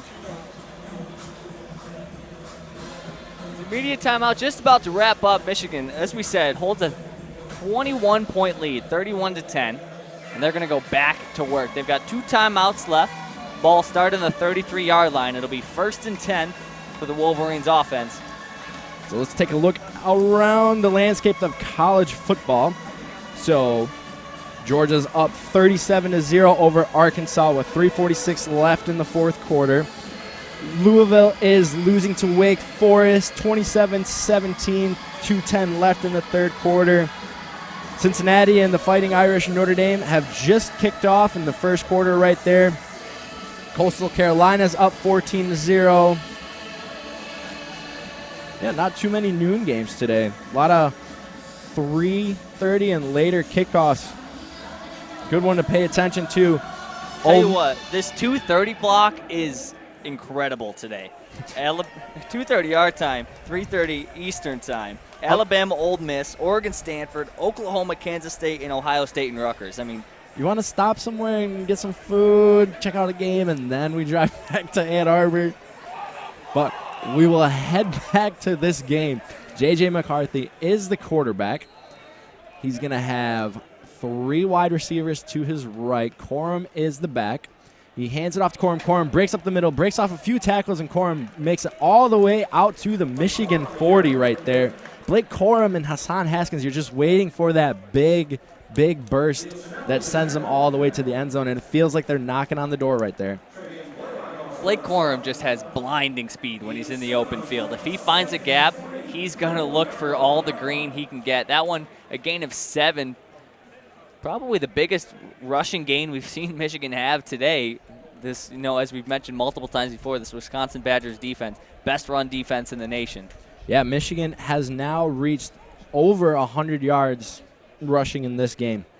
McCarthy gets the ball, hands it off to Corum as Corum is met by 2 Badgers right there, but still goes up and makes it a 3rd down and 1 on the Michigan 42. Michigan fans not happy with that spot. From up here, it looks like he might have had enough distance for that first down, but again, it'll be 3rd and 1. Hassan Haskins checks in for Blake Corum.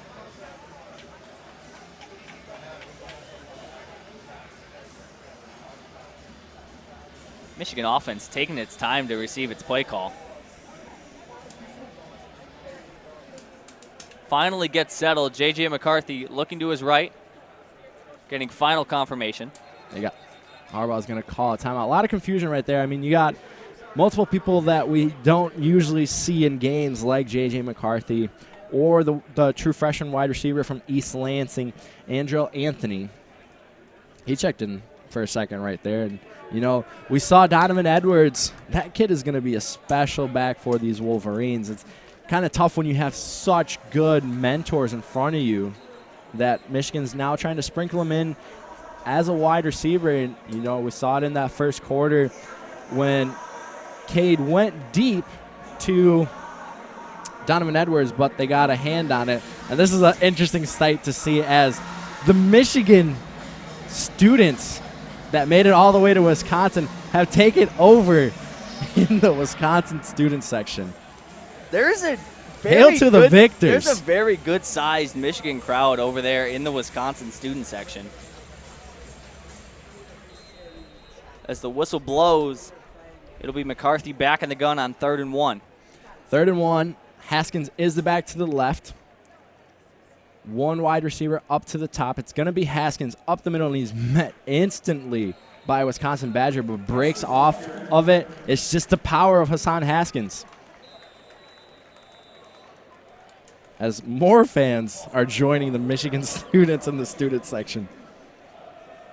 Yeah, I mean, Haskins was just met straight up in the hole by safety Torchio, but just, like you said, using his strength, spinning off of that for a fresh set of downs.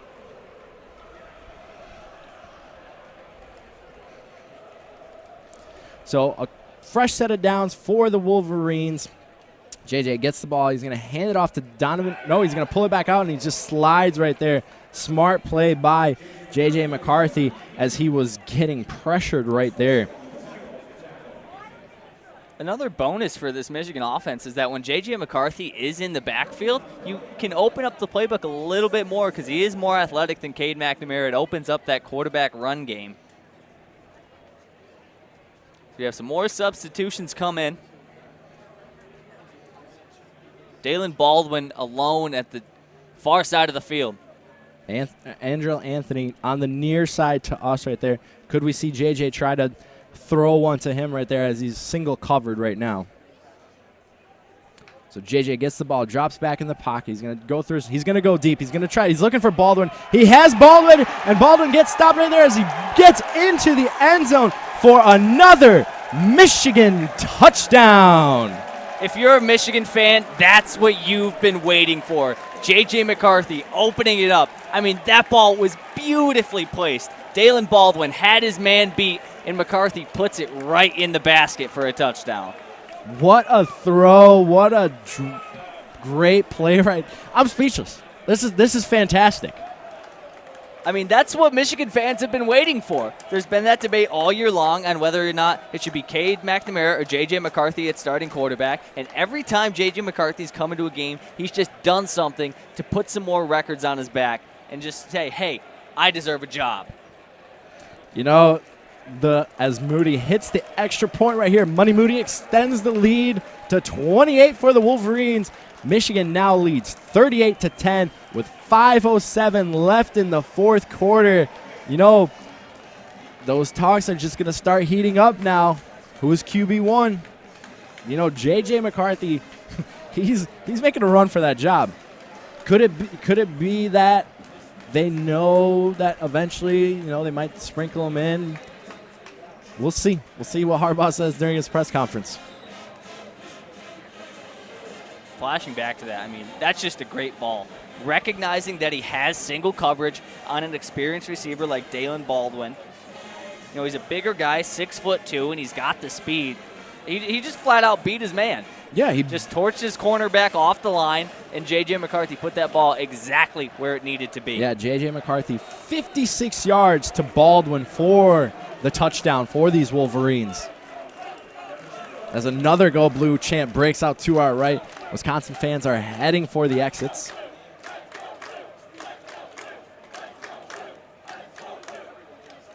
As Moody sends this one through the end zone as expected.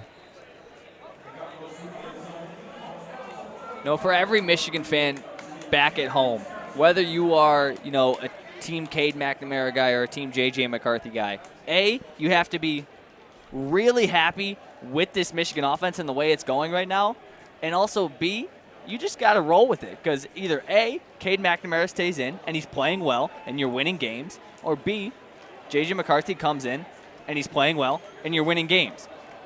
It doesn't really matter if you're Michigan right now. You know that the future of your program is bright. Shout out to the coaching staff for these Wolverines right here as they, you know, all the momentum felt like it was in Wisconsin's zone, like Michigan granted them a gift. Michigan played fantastic, and I mean fantastic football for 98% of that first half. And then they do a swift kick to try to get that ball again, try to get Wisconsin off their mojo, and then Graham Mertz comes back, throws a touchdown pass, and then it's a 3-point game. They get the ball to start the second half. Felt like it was a whole new game. Michigan stopped that right away. On 2nd and 5, Wisconsin goes right back up the middle, and Michigan all over that one.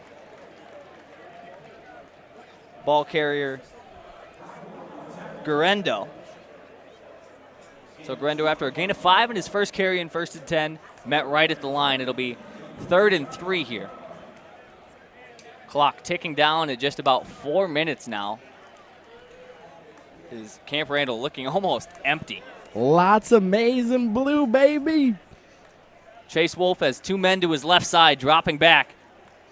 Plenty of time in the pocket, now rolling out to his right. Ajabo chasing him down, dives at his feet, and he's going to be taken down. Wow. Chase Wolf went all over the place trying to escape the pressure, but Taylor Upshaw chases him down and applies a monster hit on the backside. Wow. I got to see that on film again.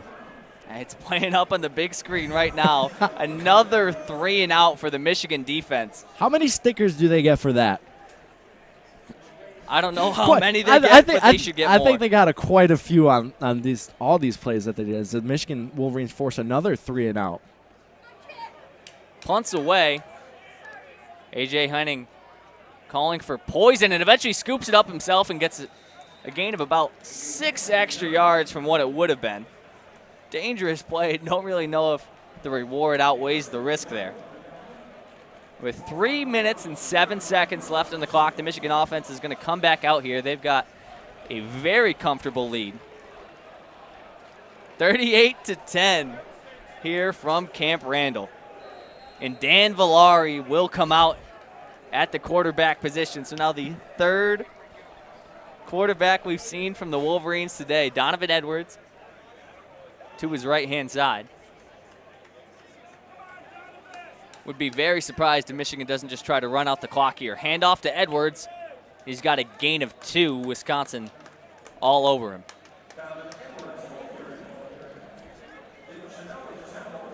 You know, Donovan Edwards, such a power running back. Like, he's like a mix of like a Corum and a Hassan Haskins type of running back. He has so much speed to himself. He's a strong physical back. He's very, very difficult to tackle. I saw him last year when he was at West Bloomfield in the state championship game. He's difficult to tackle. He breaks tackles. You cannot bring him down with one tackle. You got to go full tackle mode.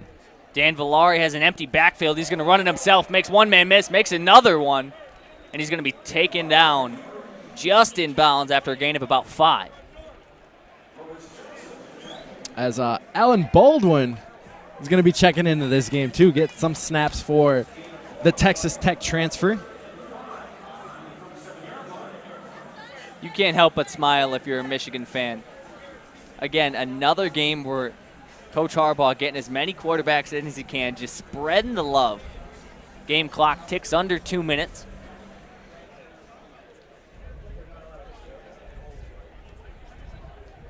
In the gun, Donovan Edwards to his left.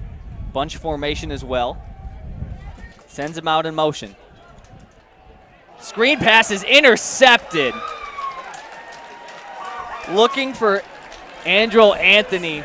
Miscommunication there, and he's picked off.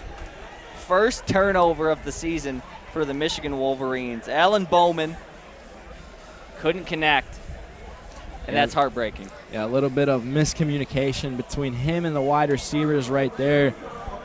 He expected Andrel Anthony to continue on his route right there, but he stopped, and the ball goes right into the Wisconsin Badgers' hands.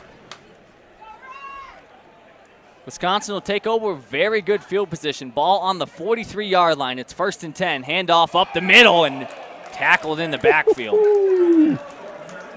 Monster hit there. Michael Barrett coming in untouched. How about that tackle by Barrett? Coming in untouched. Oh, that was fantastic. Replays up on the big screen. That was fantastic. That one's another one. He for almost the youth picked up football. his player. That's another one for the youth football coaches at home. Get that clip, textbook tackle, head to the side, wraps up the legs. That's about as pretty as it gets. Two receivers split out on this near side. Wolf dropping back to pass. He's got a man open down the sidelines, and he connects. That one's going to be good for a gain of 20 yards. Nice play there made by Jaden McBurrows to finally take him down, but it was a big gain there. Pass was caught by the tight end, Eschenbach. A little shaken up on that play. He's coming off the field kind of, A little gingerly. yeah, leaning towards that right side where he took the hit. Hope everything's okay. Training staff gets right over to him. Fresh set of downs. Wolf dropping back again. He's got a man across the middle, and he connects. Touchdown, Wisconsin. Might be just a little bit too late for these Badgers, but nonetheless, they're going to cut down Michigan's lead as we have 32 seconds left in this game. Just a fantastic read right there by Wolf, finding his guy, cutting across into the end zone, and scoring 6 points for the Badgers. Looks like it was... That play executed to a T.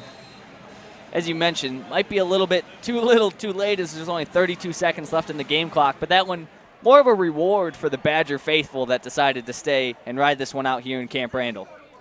Extra point is up and good. So the lead back to 21. Michigan up 38-17. Did not expect that after the first half about if they were even going to get close to the over-under line. And I hope you went with the over now. Yeah, everyone who pounded the under is kicking themselves now. 32 seconds left in the clock. Most likely just going to see the Wolverines come out in victory formation. As if Wisconsin doesn't try to go on an onside kick right here. You never know what Paul Chris could do. If Wisconsin somehow managed to surmount a comeback here, that would go down as this would go down as one of the best games in college football history. So you're saying there's a chance. So you're saying there's a chance. Blake Corum running back out there to situate himself by the goal line, back deep to receive. What a game it's been for the Michigan Wolverines. 20 years since their last win in Camp Randall. That is huge for this program, for Jim Harbaugh, for everybody. This is the first time they are 5-0 since 2016. The sophomore, Jack Van Dyke, back to kick here. Kicks this one deep. It's going to go to Corum, who's just going to call a fair catch. So I would be very surprised if we don't see victory formation here. 32 seconds left in the clock and a 21-point lead. Michigan put a hurting on Wisconsin today. 364 total yards, 253 yards through the air. That's a stat. That is definitely a stat for the Wolverines. You know, you come into this game, you know that you're going up against a team that is the #1 rush defense in the country. Fine. We'll open up the playbook is what Josh Gaddis says. We will go for it on 4th down. We did not come here to mess around. The Wolverines came here to win, and that's exactly what they did. Dan Villari back in the gun. Gets a snap, and it's just going to be a handoff up the middle, and that'll run out the clock. So Michigan does the impossible. Comes to Camp Randall and puts a hurting on the Wisconsin Badgers. Final score as the clock ticks down. Michigan Wolverines 38 to the 17 of the Wisconsin Badgers. Yeah, how about that? You know, the final stats looking at this one. Total yards for Michigan, 364. Wisconsin, 210. But the two stat lines that stand out, as we previously mentioned, Michigan, 253 yards through the air, holding Wisconsin to under 50 yards on the ground. You know, you have running backs like Malusi, and to be able to hold them down to under 50 yards is super impressive. The Wolverines come into Camp Randall with all the odds stacked against them, and they flip the script. Wolverines come in with a resounding victory here, and they will head to Nebraska next weekend, Lincoln, Nebraska, under the lights. That could potentially be a trap game, but the way this team is clicking right now, I don't expect them to overlook any opponent on the schedule right now, because you never know what can happen. Great play today from every position. I mean, Cade McNamara had himself a good game. J.J. McCarthy comes in with the fireworks as usual. Hassan Haskins and Blake Corum, while they might not have had the stat lines that they would have loved today, only 47 yards and 46 yards respectively on 19 and 15 carries, doing the dirty work, doing what they needed to do to run out clock. And like you said, Michigan pulls off the impossible, comes into Camp Randall, and just makes it their own home. The Wisconsin fans were filing out, and Michigan fans were in the stands doing their own cheers. I mean, that's just incredible. Michigan came in, they overtook Camp Randall, they made their presence known, and they come away with a 38-17 victory. With that will do it for our coverage live here from Camp Randall today. My name has been Charlie Brigham, alongside me, Amir Bektis, and then again from our first half coverage provided by Zach Linfield and Adam Bressler. What a day it is to be a Michigan Wolverine fan. We've got an incredible block of college football games coming up just in a little bit here. So with that, we would like to thank everybody for tuning in to WCBN Sports coverage of Michigan football. We'll be back covering the game next week as myself and Amir head to Lincoln, Nebraska. But again, we would like to thank you, and we're going to leave you as we always do with a good night and a Go Blue.